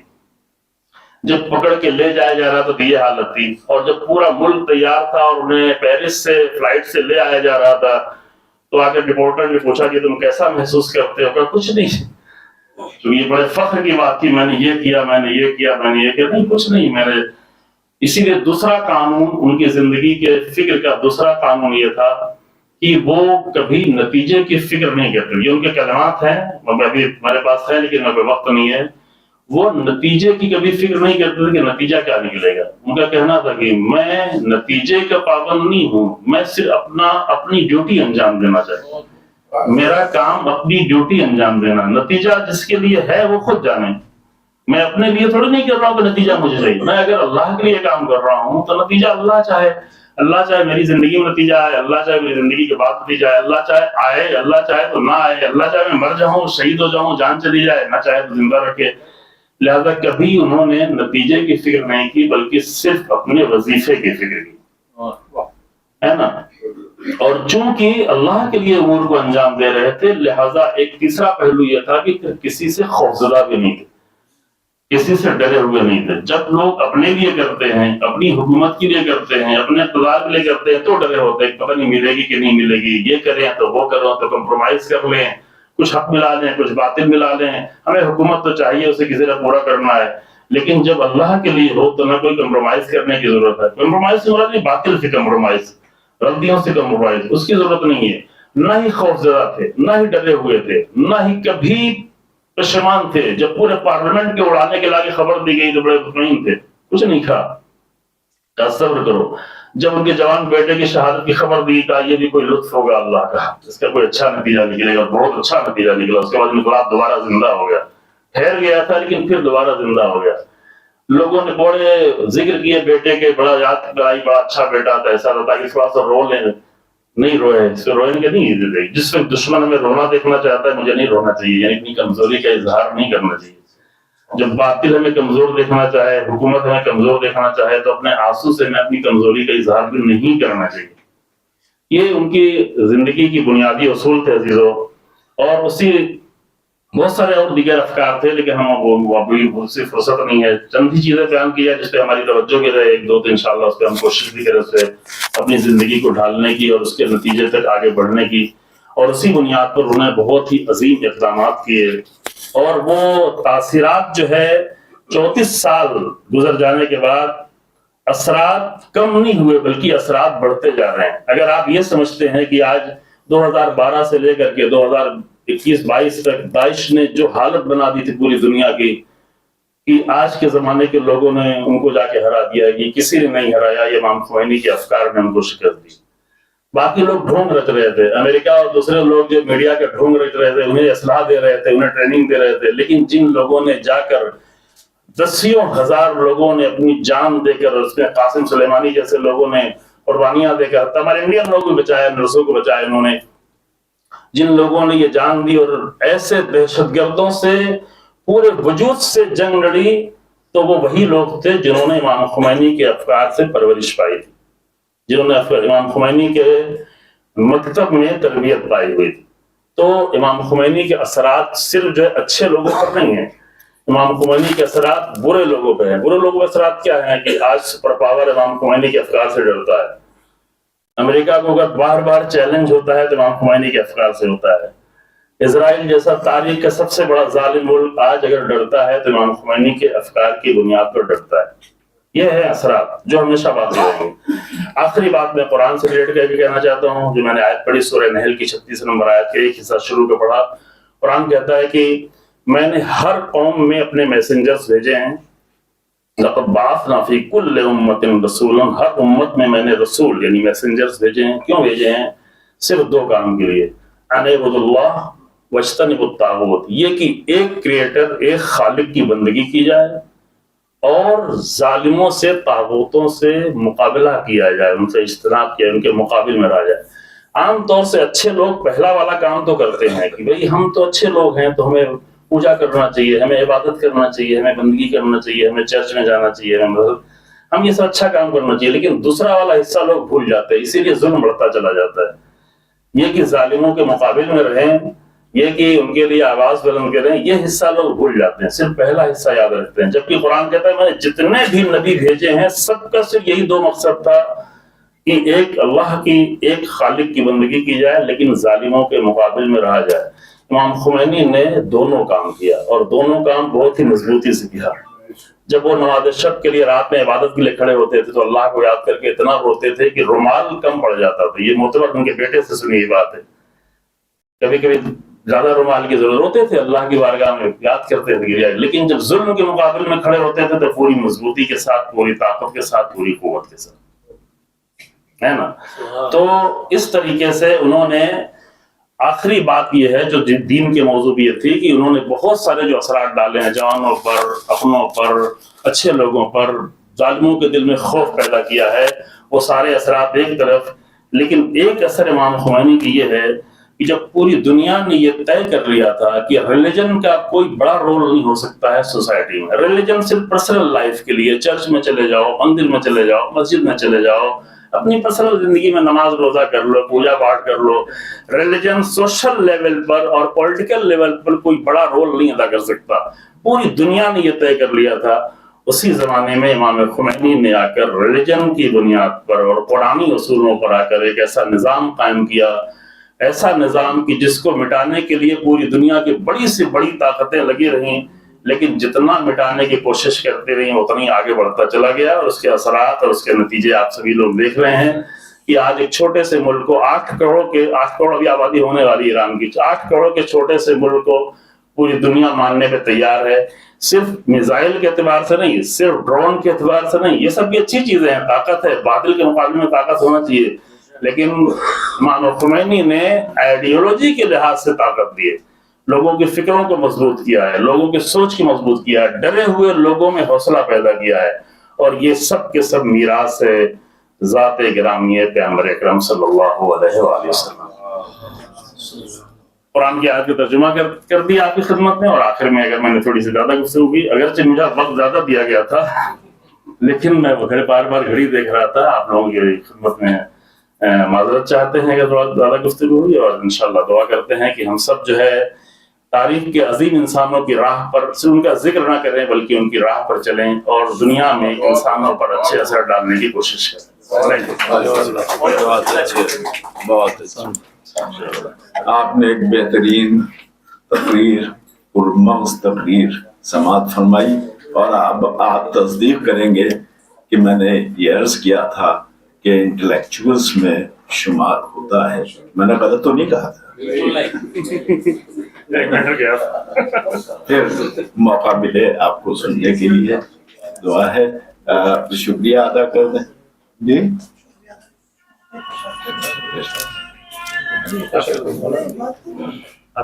آپ تمام حضرات کا شکریہ ادا کیا جاتا ہے کہ آپ نے زحمت فرمائی. اور ظاہر ہے کہ 10 بج رہے ہیں شب میں، اور یہ آج اتوار کا دن تھا، یہ وقت بچوں کے ساتھ گزرتا ہے. آج آپ نے یہاں بیٹھ کر بہرحال اچھی گفتگو کی ہے، وقت آپ کا ضائع نہیں ہوا ہے، کارآمد ثابت ہوگا. بہت بہت شکریہ آپ تمام حضرات کو. بہت شکریہ. ہاں تو معلومات دیں گے نا. ہاں آپ حضرات کی فارسی میں کہتے ہیں پذیرائی کا انتظام کیا گیا ہے. اردو میں بھی یہی کہتے ہیں. اردو بھی کہتے ہیں تو بہت اچھا، مگر آپ تقریر انگریزی میں کر رہے تھے.